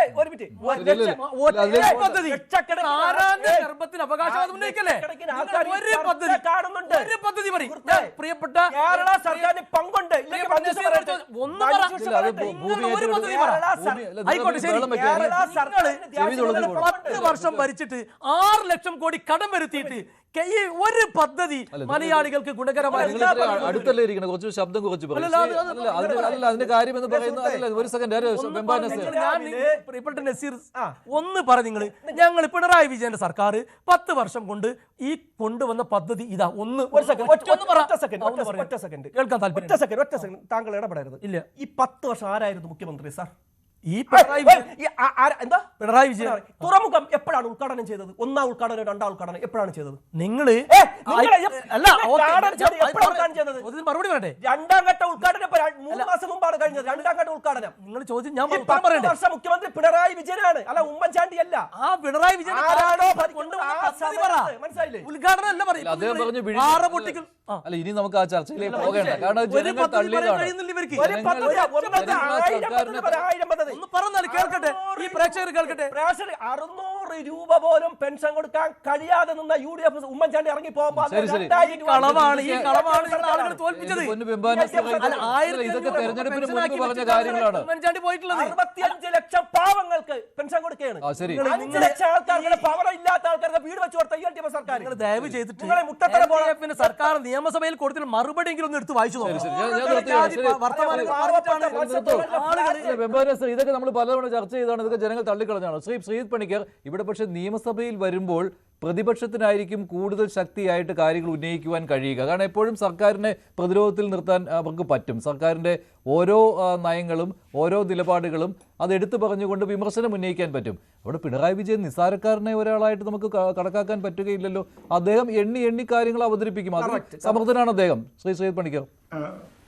ശ്രീ മഞ്ജുഷ്, അത് ശരിയാണ്. അദ്ദേഹത്തിന് അതൊക്കെ അവതരിപ്പിക്കാം. അദ്ദേഹത്തിന് കാര്യങ്ങൾ കൃത്യമായിട്ട് അറിയാം. എല്ലാത്തിലും ഒരു ഹോൾഡ് ഉണ്ട്. 10 വർഷമായിട്ട് ഏതാണ്ട് എല്ലാ വകുപ്പുകളിലും നടക്കുന്ന കാര്യങ്ങൾ എന്തൊക്കെയാണ് എന്ന് ഓൺ എ ഡെയിലി ബേസിസ് അറിഞ്ഞുകൊണ്ടിരുന്നയാളാണ്. പക്ഷേ ഇവിടുത്തെ പ്രധാനപ്പെട്ട പ്രശ്നം, ഓരോ കാര്യത്തിനെയും എതിർക്കുന്ന സമയത്ത്, നയപരമായിട്ടുള്ള കാര്യങ്ങളെ എതിർക്കുന്ന സമയത്ത്, അദ്ദേഹം മുഖ്യമന്ത്രി ആയിരുന്ന കാലത്ത് ഈ പല കാര്യങ്ങളും ശരിയായ രീതിയിലത്തേക്കല്ല പ്രവർത്തിച്ചിരുന്നത് എന്നതുമായി ബന്ധപ്പെട്ട് ഭരണപക്ഷ ബെഞ്ചുകളിൽ നിന്നുള്ള ആക്ഷേപം ഉണ്ടാകുമ്പോൾ പ്രതിപക്ഷ നേതാവ് കൂടുതൽ സമ്മർദ്ദത്തിലേക്ക് പോകുമെന്ന കാര്യം നമുക്കറിയാം. ഇപ്പോൾ മകളുടെ കാര്യത്തിലാണെങ്കിലും അതിലിപ്പോൾ ഒരു ശക്തമായിട്ടുള്ള ഒരു അന്വേഷണത്തിനുള്ള ഒരു ശുപാർശയോ അല്ലെങ്കിൽ സ്റ്റേറ്റിൻ്റെ ഭാഗത്തു നിന്നൊരു അന്വേഷണം എന്തെങ്കിലും ഈ കരിമണൽ ഇതുമായി ബന്ധപ്പെട്ട് എന്തെങ്കിലും നടന്നു കഴിഞ്ഞാൽ, അതല്ലെങ്കിൽ ഇപ്പോൾ ഈ രക്ഷാപ്രവർത്തനം എന്ന് പറഞ്ഞുകൊണ്ട് ചെറുപ്പക്കാരുടെ നെഞ്ചത്തേക്ക് കയറിയ സംഭവം, അതിലെ പുനരന്വേഷണം, ഇങ്ങനെയുള്ള കാര്യങ്ങളുമായി ബന്ധപ്പെട്ട് നയപരമായിട്ട് എന്തെങ്കിലും കാര്യങ്ങളിൽ ഒരു എതിരഭിപ്രായം അദ്ദേഹം പറയാനായിട്ട് നിന്നു കഴിഞ്ഞാൽ അവിടെ എഴുതപ്പെടുന്നത് വീണ്ടും CPM-ന്റെ ചരമഗീതമായിരിക്കും. നേരത്തെ ശ്രീ വെമ്പായം നസീർ പറഞ്ഞതുപോലെ അത് നമ്മളാരും എഴുതേണ്ടുന്ന കാര്യമില്ല. ഒന്നാമത് നാട്ടുകാർ എഴുതി കഴിഞ്ഞു.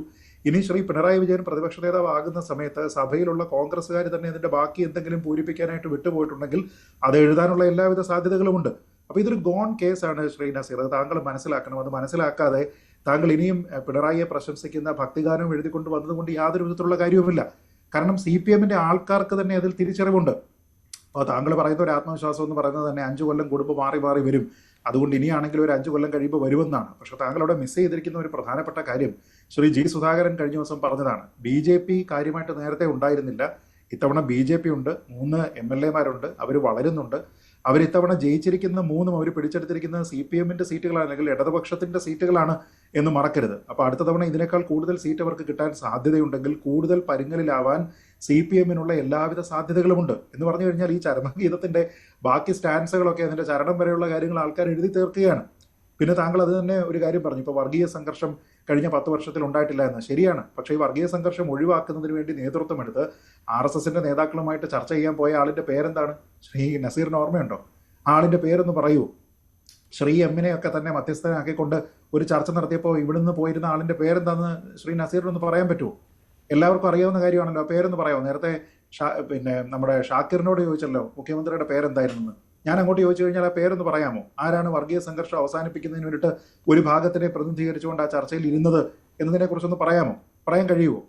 പിന്നെ CPM-ന് ഉണ്ടായിരിക്കുന്ന കുറേയധികം കാര്യങ്ങൾ, ഇപ്പോൾ നമ്മൾ ഈ പ്രതിപക്ഷത്തിന്റെ പ്രവർത്തനവുമായി ബന്ധപ്പെട്ട് പല കാര്യങ്ങളും വരുമ്പോൾ വീണ്ടും ശ്രീ പിണറായി വിജയൻ തന്നെ പ്രതിസന്ധിയിലാകാനുള്ള കാരണങ്ങളിൽ ഒന്ന് ഏതെങ്കിലും ഒരു അഴിമതിയോ ഫണ്ട് തട്ടിപ്പുമായിട്ട് ബന്ധപ്പെട്ട് വരുന്ന സമയത്ത് ധനരാജ് രക്തസാക്ഷി ഫണ്ട് ചർച്ചയായിട്ട് വരും.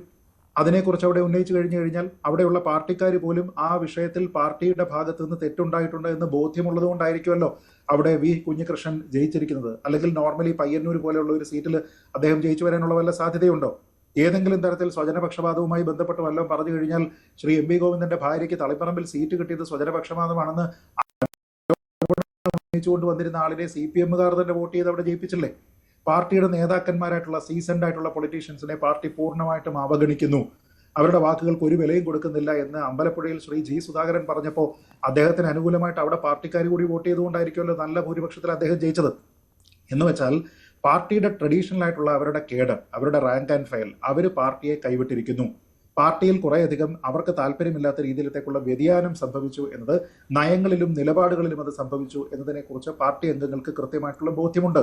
അതല്ല എങ്കിൽ സാധാരണ പാർട്ടിക്ക് എതിരെ നിൽക്കുന്ന ഒരാൾ, അതായത് കോൺഗ്രസിൽ നിന്നുള്ള ഒരാൾ വേണമെങ്കിൽ ജയിക്കാം, പക്ഷെ പാർട്ടി വിമതരായിട്ടുള്ള ആൾക്കാർ പാർട്ടിയുടെ കൊത്തളങ്ങളിൽ ജയിച്ചു വരുന്നു എന്ന് പറഞ്ഞു കഴിഞ്ഞാൽ അതിന് അർത്ഥം എന്താണ്? Writing is on the wall. നിങ്ങളത് വായിക്കാൻ ഇപ്പോഴും നിങ്ങൾക്ക് കഴിയുന്നില്ല. തെറ്റിദ്ധരുത്തുവാനുള്ള ഉദ്ദേശം CPM-ന് ഇല്ല. തെറ്റിദ്ധരുത്തണമെങ്കിൽ ആദ്യം തന്നെ പ്രതിപക്ഷ നേതാവായിട്ട് പിണറായി വരരുതായിരുന്നു, അല്ലേ? അതായിരുന്നു പ്രാഥമികമായ കാര്യം. തെറ്റിദ്ധരുത്താനുള്ള ഒരു തീരുമാനം CPM-ന് ഉണ്ടായിരുന്നുവെങ്കിൽ ഇത്തരത്തിൽ 8 നിലയിൽ പൊട്ടിയതിനു ശേഷവും ഞങ്ങൾ വികസനം നടത്തിയെന്ന് ശ്രീ നസീറിനെ പോലുള്ള ആൾക്കാർ ഇവിടെ പറയുകയും അതിന്റെ ഭാഗമായിട്ട് അവരുടെ ഫേസ് ആയിട്ട് നിന്നിരുന്ന ശ്രീ പിണറായി വിജയൻ തന്നെ പ്രതിപക്ഷ നേതാവായിട്ട് സഭയിൽ ഉണ്ടാവുകയും ചെയ്യാൻ പാടില്ലായിരുന്നു. അദ്ദേഹം അവിടെ ഒരു അംഗമായിട്ടിരിക്കട്ടെ. ഇപ്പൊ നമുക്കറിയാമല്ലോ 2016 വരെ കേരളത്തിൽ മുഖ്യമന്ത്രി ആയിരുന്ന വ്യക്തിയാണ് ശ്രീ ഉമ്മൻചാണ്ടി. അതിനുശേഷമോ ആദ്യത്തെ പിണറായി സർക്കാർ വന്ന സമയത്ത് അദ്ദേഹം അല്ലല്ലോ അവിടെ പ്രതിപക്ഷ നേതാവായിട്ട് ഇരുന്നത്. അദ്ദേഹം അവിടുത്തെ സാധാരണ ഒരു MLA ആയിട്ട് അവിടെ ഇരുന്നു. രമേശ് ചെന്നിത്തല ആ സമയത്ത് പ്രതിപക്ഷ നേതാവായി. അതേപോലെ പാർട്ടിയിൽ ഇനിയുള്ള അടുത്ത ജനറേഷനിലുള്ള ആൾക്കാർ വരട്ടെ എന്ന് കരുതിയിട്ട് താൻ ഇതിനില്ല എന്ന് പറഞ്ഞ് മറ്റൊരാൾക്ക് അത് കൊടുക്കുകയും ഒരു ശൈലി മാറ്റമാണ് പാർട്ടിക്ക് വേണ്ടത് എന്ന രീതിയിലത്തേക്കുള്ള കൂട്ടായിട്ടുള്ള ഒരു തീരുമാനത്തിന് അദ്ദേഹം നേതൃത്വം കൊടുക്കുകയും ആയിരുന്നല്ലേ ചെയ്യേണ്ടത്. അദ്ദേഹത്തിന്റെ ശൈലി ഇത്തവണ സ്വീകരിക്കപ്പെട്ടില്ല എന്നുള്ളത് കൊണ്ടാണ് അതിനെ ജനങ്ങൾ ഇത്തരം രീതിയിലത്തേക്ക് വലിയ രീതിയിൽ ആഘാതം ഏൽപ്പിച്ചുകൊണ്ട് അതിനെ നിരസിച്ചത്. അങ്ങനെ ജനങ്ങളുടെ നിരാശം ഏറ്റുവാങ്ങിയിരിക്കുന്ന ഒരു വ്യക്തി വീണ്ടും ഈ പാർട്ടിയെ നയിച്ചുകൊണ്ട് പ്രതിപക്ഷമായിട്ട് ധർമ്മം നിറവേറ്റിക്കൊള്ളാം എന്ന് പറഞ്ഞുകൊണ്ട് അവിടെ സഭയിൽ വന്നിരുന്നു കഴിഞ്ഞാലോ അതിന് എത്ര സ്വീകാര്യതയാ കിട്ടുക? അതാ ഞാൻ പറഞ്ഞത്, ഈ കഴിഞ്ഞ 10 വർഷങ്ങളായിട്ട് LDF സർക്കാർ ഭരിച്ചിരുന്ന സമയത്ത് ഈ പ്രതിപക്ഷത്തിരുന്നുകൊണ്ട് കോൺഗ്രസ് എതിർത്തിരുന്ന പല പദ്ധതികളും അന്വേഷിക്കപ്പെടും. ഒരു ചെറിയ ഉദാഹരണം പറയാം. എത്രത്തോളം കോടി, ഒരു ചുരുങ്ങിയത് ഒരു 65 കോടി രൂപയെങ്കിലും ഈ സിൽവർ ലൈൻ പദ്ധതിയുമായി ബന്ധപ്പെട്ട് ഒരാവശ്യമില്ലാതെ ഒരു വെള്ളാനയുടെ പേരിൽ സർക്കാർ പൊട്ടിച്ചിട്ടുണ്ട്. അപ്പോൾ ആരുടെ താല്പര്യത്തിനനുസരിച്ചിട്ടാണ് ഇത്ര ബൃഹത്തായിട്ടുള്ള പദ്ധതി? അതിന്റെ ഒറിജിനൽ എസ്റ്റിമേറ്റ് എന്ന് പറഞ്ഞാൽ 65,000 കോടിയാണ്. അങ്ങനെയുള്ള ഒരു പദ്ധതി കൊണ്ടുവന്നത് എന്നതുമായി ബന്ധപ്പെട്ട് നാളെ ഒരു അന്വേഷണം നടത്താനായിട്ട് ഈ സർക്കാർ തീരുമാനിച്ചു കഴിഞ്ഞു കഴിഞ്ഞാൽ പ്രതിപക്ഷ നേതാവ് എന്ന നിലയ്ക്ക് പിണറായി വിജയൻ എങ്ങനെ അതിനെ ന്യായീകരിക്കും? എന്തായിരുന്നു അതിന്റെ വയബിലിറ്റി? ജനങ്ങളിൽ ആർക്കാണ് ആ വികസനത്തിലൂടെ താല്പര്യമുണ്ടായിരുന്നത്? താങ്കളിപ്പോൾ പറഞ്ഞല്ലോ വികസനം എന്ന് പറഞ്ഞല്ലോ. അങ്ങനെ 8 നിലയിൽ പൊട്ടിയ ഒരു പദ്ധതിയായിരുന്നു ആ പദ്ധതി. ഇനി അതേപോലെ തന്നെ ശബരിമല സ്വർണ്ണക്കൊള്ളയുമായി ബന്ധപ്പെട്ട് എന്തായാലും വളരെ കൃത്യമായിട്ടുള്ള ഒരു അന്വേഷണം ഇനി ഉണ്ടാകണം എന്നുള്ളത് പുതുതായിട്ട് വന്നിരിക്കുന്ന സർക്കാരിന്റെ കൂടി താല്പര്യമായിരിക്കുമല്ലോ. കാരണം അതിനെ ഈ നിലവിൽ പോയിരുന്ന അന്വേഷണത്തിനെ ഉൾപ്പെടെ അവർ എതിർത്തിരുന്നതാണ്. അപ്പോൾ അത് വരുന്ന സമയത്ത് അതിന്റെ നെടുനായകത്വം വഹിച്ചിരുന്ന പിണറായി വിജയൻ തന്നെ അവിടെ പ്രതിപക്ഷ നേതാവായിട്ട് ഇരിക്കുന്ന സമയത്ത് എത്രത്തോളം സമ്മർദ്ദത്തിലാകുമെന്ന് ആലോചിച്ച് നോക്കൂ. അതിന് പഴയ ദേവസ്വം മന്ത്രിയും നിലവിലുണ്ടായിരുന്ന ദേവസ്വം മന്ത്രിയും 8 നിലയിൽ പൊട്ടിയ ആ സഭയിൽ പോലും ഇല്ല എന്നുള്ളത് ആലോചിച്ച് നോക്കണം.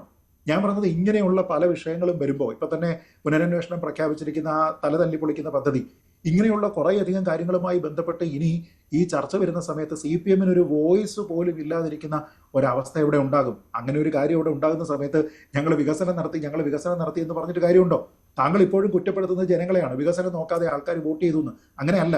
ഭരണം എന്ന് പറഞ്ഞു കഴിഞ്ഞാൽ ആൾക്കാർക്ക് വളരെ സ്വാതന്ത്ര്യത്തോടു കൂടി സമാധാനത്തോടു കൂടി ജീവിക്കാൻ കഴിയുന്ന സാഹചര്യമുണ്ടോ? നമ്മുടെ പബ്ലിക് എക്സ്ചക്കറിലുള്ള പണം അനാവശ്യമായിട്ട് ആരെങ്കിലും ധൂർത്തടിക്കുന്നുണ്ടോ? ഇവിടെ യാതൊരു വിധത്തിലുള്ള അക്കൗണ്ടബിലിറ്റിയും ഇല്ലാതെ എല്ലാ വിഭാഗം ജനങ്ങളെയും സംരക്ഷിക്കാതെ ആരെങ്കിലും ഭരിക്കുന്നുണ്ടോ? എല്ലാവരുടെയും താല്പര്യങ്ങൾ അവിടെ സംരക്ഷിക്കപ്പെടുന്നുണ്ടോ? അതില്ലെന്നല്ലേ നമ്മൾ കണ്ടത്. അത് ജാതി മത സാമുദായിക വിഭാഗങ്ങളിലുള്ള ആൾക്കാർക്ക്, വ്യത്യസ്ത രാഷ്ട്രീയ പാർട്ടികളിലുള്ള ആൾക്കാർക്ക് ജനാധിപത്യവും ഭരണഘടനാപരവുമായിട്ട് സമാധാനമായിട്ട് പ്രതിഷേധിക്കാനുള്ള നമ്മുടെ മൗലികാവകാശം, ഈ അവകാശത്തിനെ പോലും റദ്ദ് ചെയ്തുകൊണ്ടല്ലേ നിങ്ങൾ ഈ ബഹളമെല്ലാം കാണിച്ചത്? എന്നിട്ട് എന്തൊക്കെ നാടകങ്ങളായിരുന്നു കാണിച്ചിരുന്നത് അല്ലേ? ഈ കരിങ്കൊടി വീശിക്കഴിഞ്ഞാൽ ഉടനെ അത് വധശ്രമമാകുന്നു.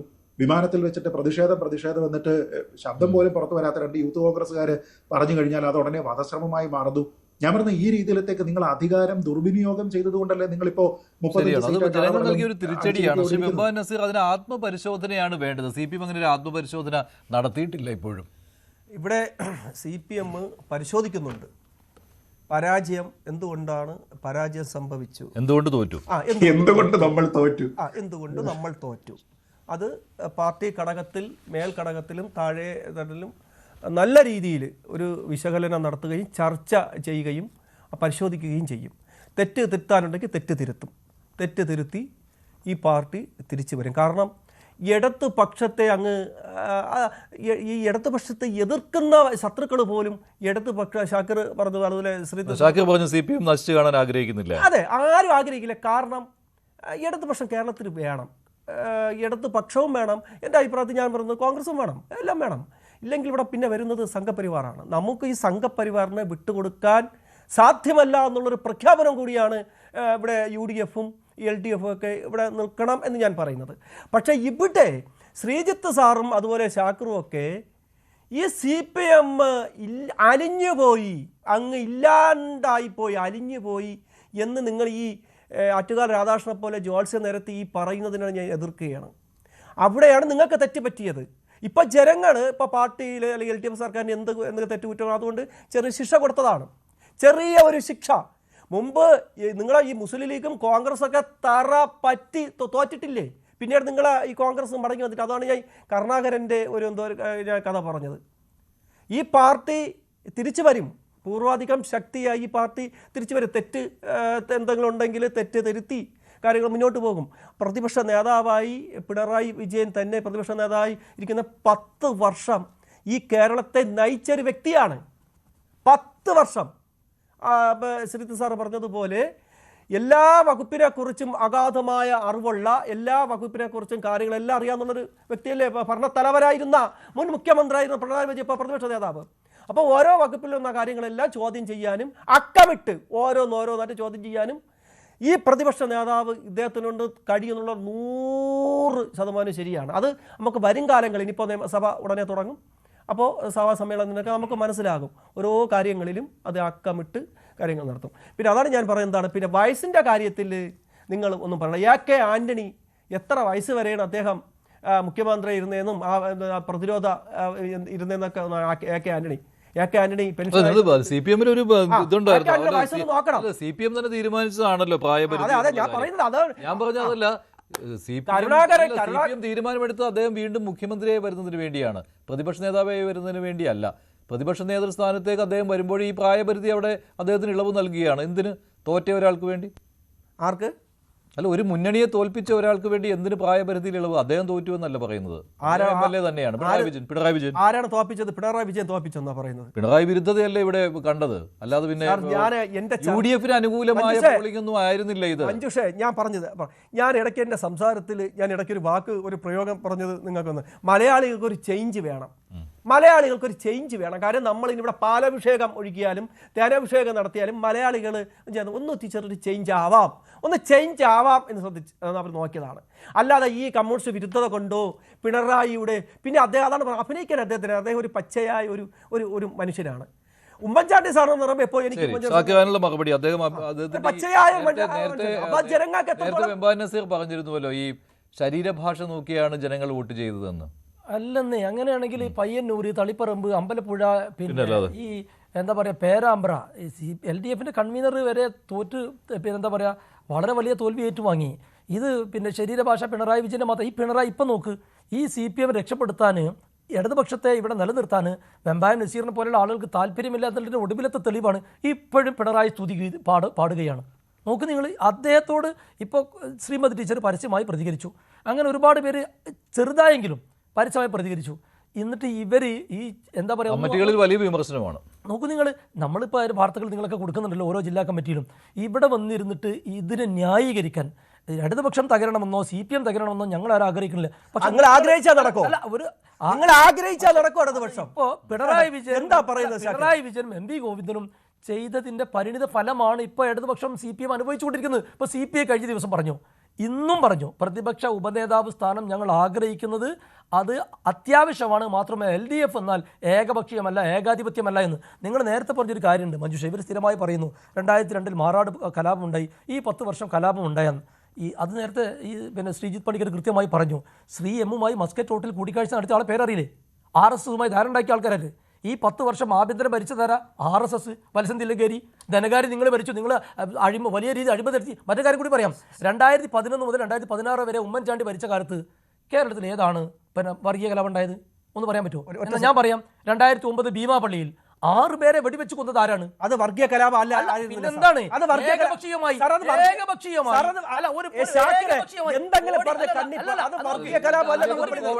അല്ല, മനുഷ്യരെ കൂട്ടക്കൂടി നടത്തി. ഇപ്പൊ ഈ 7 ആളുകൾ, ഇപ്പൊ നമ്മള് നക്സൽ പ്രസ്ഥാനങ്ങളോടൊക്കെ ഒരു കാലത്ത് യോജിപ്പുണ്ടായിരുന്ന ആളുകൾ, ഇടതുപക്ഷത്തിന്റെ ആളുകൾ, ഒരു നക്സൽ ലഘുലേഖ സംശയത്തിന്റെ പേരിൽ അലനും തോഹയും വിതരണം ചെയ്തു എഴുതി എന്നത് പറഞ്ഞിട്ട് 7 പേരെ അവരെ ജയിലിലടിച്ച് UAP ഇട്ടുകൊണ്ട് 7 പേരെ ഒരു ചോദ്യം ചെയ്യലും പോലുമില്ല വെടിവെച്ച് കൊലപ്പെടുത്തിയത് ആരാണ്? ഈ ഇടതുപക്ഷ ജനാധിപത്യം നിങ്ങൾ പറഞ്ഞ പിണറായി വിജയന്റെ ഗവൺമെന്റാ. അതൊക്കെ ചർച്ച ചെയ്യാവാതെ പോവില്ല. നിങ്ങൾ ദയവ് ചെയ്തിട്ട് ഈ മാധ്യമം ഇപ്പം നമ്മൾ സംസാരിക്കുന്ന ലൈവായി ലക്ഷക്കണക്കിന് ആളുകൾ കാണും, സോഷ്യൽ മീഡിയ വഴി അതിൻ്റെ അപ്ഡേഷൻ വരും. നിങ്ങൾ മനസ്സിലാക്കേണ്ടത്, നിങ്ങളോ ഞാനോ വസ്തുതാവിരുദ്ധമായ കാര്യങ്ങൾ പറഞ്ഞാൽ അതൊക്കെ ആളുകൾക്ക് തിരുത്താനുള്ള ശേഷിയുണ്ട്. ദയവ് ചെയ്തിട്ട് ഇനിയും നിങ്ങൾ പരിഹാസ്യരാവരുത്. പിണറായി വിജയന്റെ മാത്രം കടുംപിടുത്തമാണ്, പിണറായി വിജയന്റെ കടുംപിടുത്തമാണ് അദ്ദേഹത്തിന് പ്രതിപക്ഷ നേതാവായിട്ട് ഇരുന്നേ തീരൂ എന്നുള്ളത്. അതിൻ്റെയൊക്കെ എന്ത് ആവശ്യമാണുള്ളത്? അല്ല, അദ്ദേഹം ഞാൻ അതാണ് പറഞ്ഞത്, 10 വർഷം ഈ കേരളത്തെ നയിച്ച ഒരു വ്യക്തിയാണ്. എന്താണ് അദ്ദേഹം ചെയ്തത്? കടം വരുത്തി ഒരു തവണ ചെയ്തത്. എന്താ പറയുന്നത്? നിങ്ങൾ പെൻഷൻ പ്രഖ്യാപിച്ചല്ലോ, ഈ പെൻഷൻ എവിടെ നിന്നാണ് എടുത്ത് കൊടുക്കുന്നത്? നിങ്ങളെ 3 ദിവസമായാലേ ഈ ഭരണം, നിങ്ങൾക്ക് ഈ ഭരണം കിട്ടിയിട്ട് അന്ന് 2ാം സഭ കൂടിയ മന്ത്രിസഭ പെൻഷൻ നിങ്ങൾ എത്ര ബാലഗോപാലൻ ധനമന്ത്രി പറഞ്ഞത്? നിങ്ങൾ പൂച്ച പറ്റി കിടക്കണേ എന്നാണ് നിങ്ങൾ പറഞ്ഞത്. ഖജനാവിൽ പൂച്ച പറ്റി കിടക്കണേ. ഇതെപ്പോ പറയുന്നതാണ്? 2000 രൂപ എന്തോ പെൻഷൻ നമ്മൾ ഇത് എവിടെ നിന്നാണ് അനുവദിക്കുന്നത്? ഖജനാവിൽ പൈസ ഇല്ലാന്ന് പറഞ്ഞിട്ട് ഇപ്പൊ നിങ്ങൾ മനസ്സിലാക്കേണ്ടത്, അതുമായി ബന്ധപ്പെട്ട ധവളപത്രം അടുത്ത ദിവസം വരുന്നുണ്ട്. എല്ലാ കാര്യങ്ങളും കൃത്യമായി ഖജനാവിലെ പൈസ ഇല്ലാന്ന് പറഞ്ഞ് ഇപ്പൊ പെൻഷൻ കൊടുക്കുന്നു. അപ്പൊ എന്താണ്? ഖജനാവിൽ പൈസ ഉണ്ടെന്ന് നിങ്ങൾ സമ്മതിച്ചു? ആര് പറഞ്ഞു? അതിന് കൃത്യമായ സംഗതി ധവളപത്രം വഴി പുറത്തു വരുന്നുണ്ട്. ഞാൻ ചോദിച്ചതിന് മറുപടി ഉണ്ടോ? 10 വർഷം പിണറായി നയിച്ചു, 10 വർഷം പിണറായി നയിച്ചു. നിങ്ങൾ പറയും എങ്ങട്ടാ നയിച്ചു? കേരളത്തെ പാതാളത്തിക്കോ നയിച്ചിട്ടുള്ളത്? ഞങ്ങൾ പറയുന്നത് ജനക്ഷേമ ഭരണം, കേരളത്തിന്റെ വികസനം, കാലോചിതമായ പുതിയ തലമുറയെ വലിയ രീതിയിലേക്ക് വളർത്തിക്കൊണ്ടുപോവുക, ഇതൊക്കെയാണ് ഗവൺമെന്റിന്റെ അടിസ്ഥാന സംഗതി. സ്വത്തിന് ജീവൻ സംരക്ഷണം കൊടുക്കുക. ഇതിലെല്ലാം പരാജയമല്ലേ പിണറായി വിജയന്റെ സർക്കാർ? ആണല്ലോ. ആരാണ് പറഞ്ഞത്? ജനങ്ങൾ പറഞ്ഞു. 102 സീറ്റ്. നിങ്ങൾ നോക്ക്, ഞാൻ പയ്യന്നൂരും തളിപ്പറമ്പും CPM എന്തുകൊണ്ടാണ് തോറ്റത്? നിങ്ങൾ നോക്ക്, ഇന്ന് KK രാഗേഷ് പറഞ്ഞൊരു കാര്യമില്ലേ? KK രാഗേഷ് നാഗ്പൂരിൽ നിന്നാണോ മുസ്ലിം പിന്നകൾക്ക് വോട്ട് ചെയ്യണമെന്ന് മുസ്ലിം ലീഗ് ജമാഅത്ത് ഇസ്ലാമി എപ്പോഴും പറഞ്ഞു. തളിപ്പറമ്പിൽ നിന്ന് പിന്നെ ജയിച്ച ആള് മുസ്ലിമാണോ? TK ഗോവിന്ദൻ. പയ്യന്നൂരിൽ ജയിച്ച കുഞ്ഞികൃഷ്ണൻ മുസ്ലിമാണോ? തൃക്കരിപ്പൂരിൽ ജയിച്ച സന്ദീപ് വാര്യർ മുസ്ലിമാണോ? മലപ്പുറത്ത് മുസ്ലിം ഭൂരിപക്ഷമായിട്ടുള്ള സ്ഥലത്ത് തവനൂരിൽ VS ജോയ് മുസ്ലിമാണോ? നിങ്ങൾ എന്തിനാണ് ഇങ്ങനെ വർഗീയത പ്രചരിപ്പിക്കുന്നത്? തെറ്റായ കാര്യം പ്രചരിപ്പിക്കുന്നത്. നിങ്ങൾക്ക് ഈ മതേതരത്വം തകർന്നിട്ട് RSSന് കേരളം കൊണ്ടുപോയി കൊടുക്കാൻ നിങ്ങൾ കൊട്ടേഷൻ എടുത്തതല്ലേ? അത് വിജയിക്കില്ല.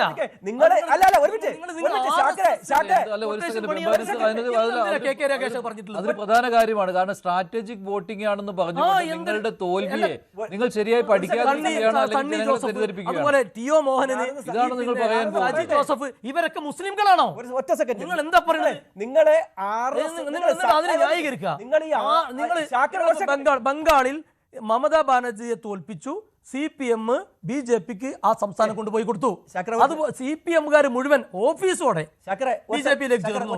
കേരളം അങ്ങനെ പോകാൻ ആഗ്രഹിക്കുന്നുണ്ടോ? നിങ്ങൾ RSSനെയും സംഘപരിവാറിനെ എതിർത്ത് ഇങ്ങനെ മുന്നോട്ട് വരുന്നതിൽ നിങ്ങളെ അഭിനന്ദിക്കാണ് സാർ. ഈ സത്യപ്രതിജ്ഞ ചെയ്യുന്ന ഗണഗീതം, RSSന്റെ ഗണഗീതം ഫുള്ള് ഒരു വന്ദേമാതരാണ്.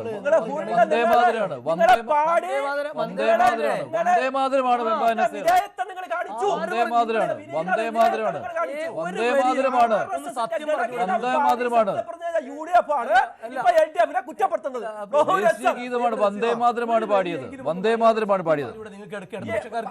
വന്ദേമാതരത്തിൽ എന്താ നോക്കിയോ? അതില് ഭൂമി ദേവിയെ വന്ദിക്കുന്നു. അർത്ഥം നോക്കണം ശാക്കറെ.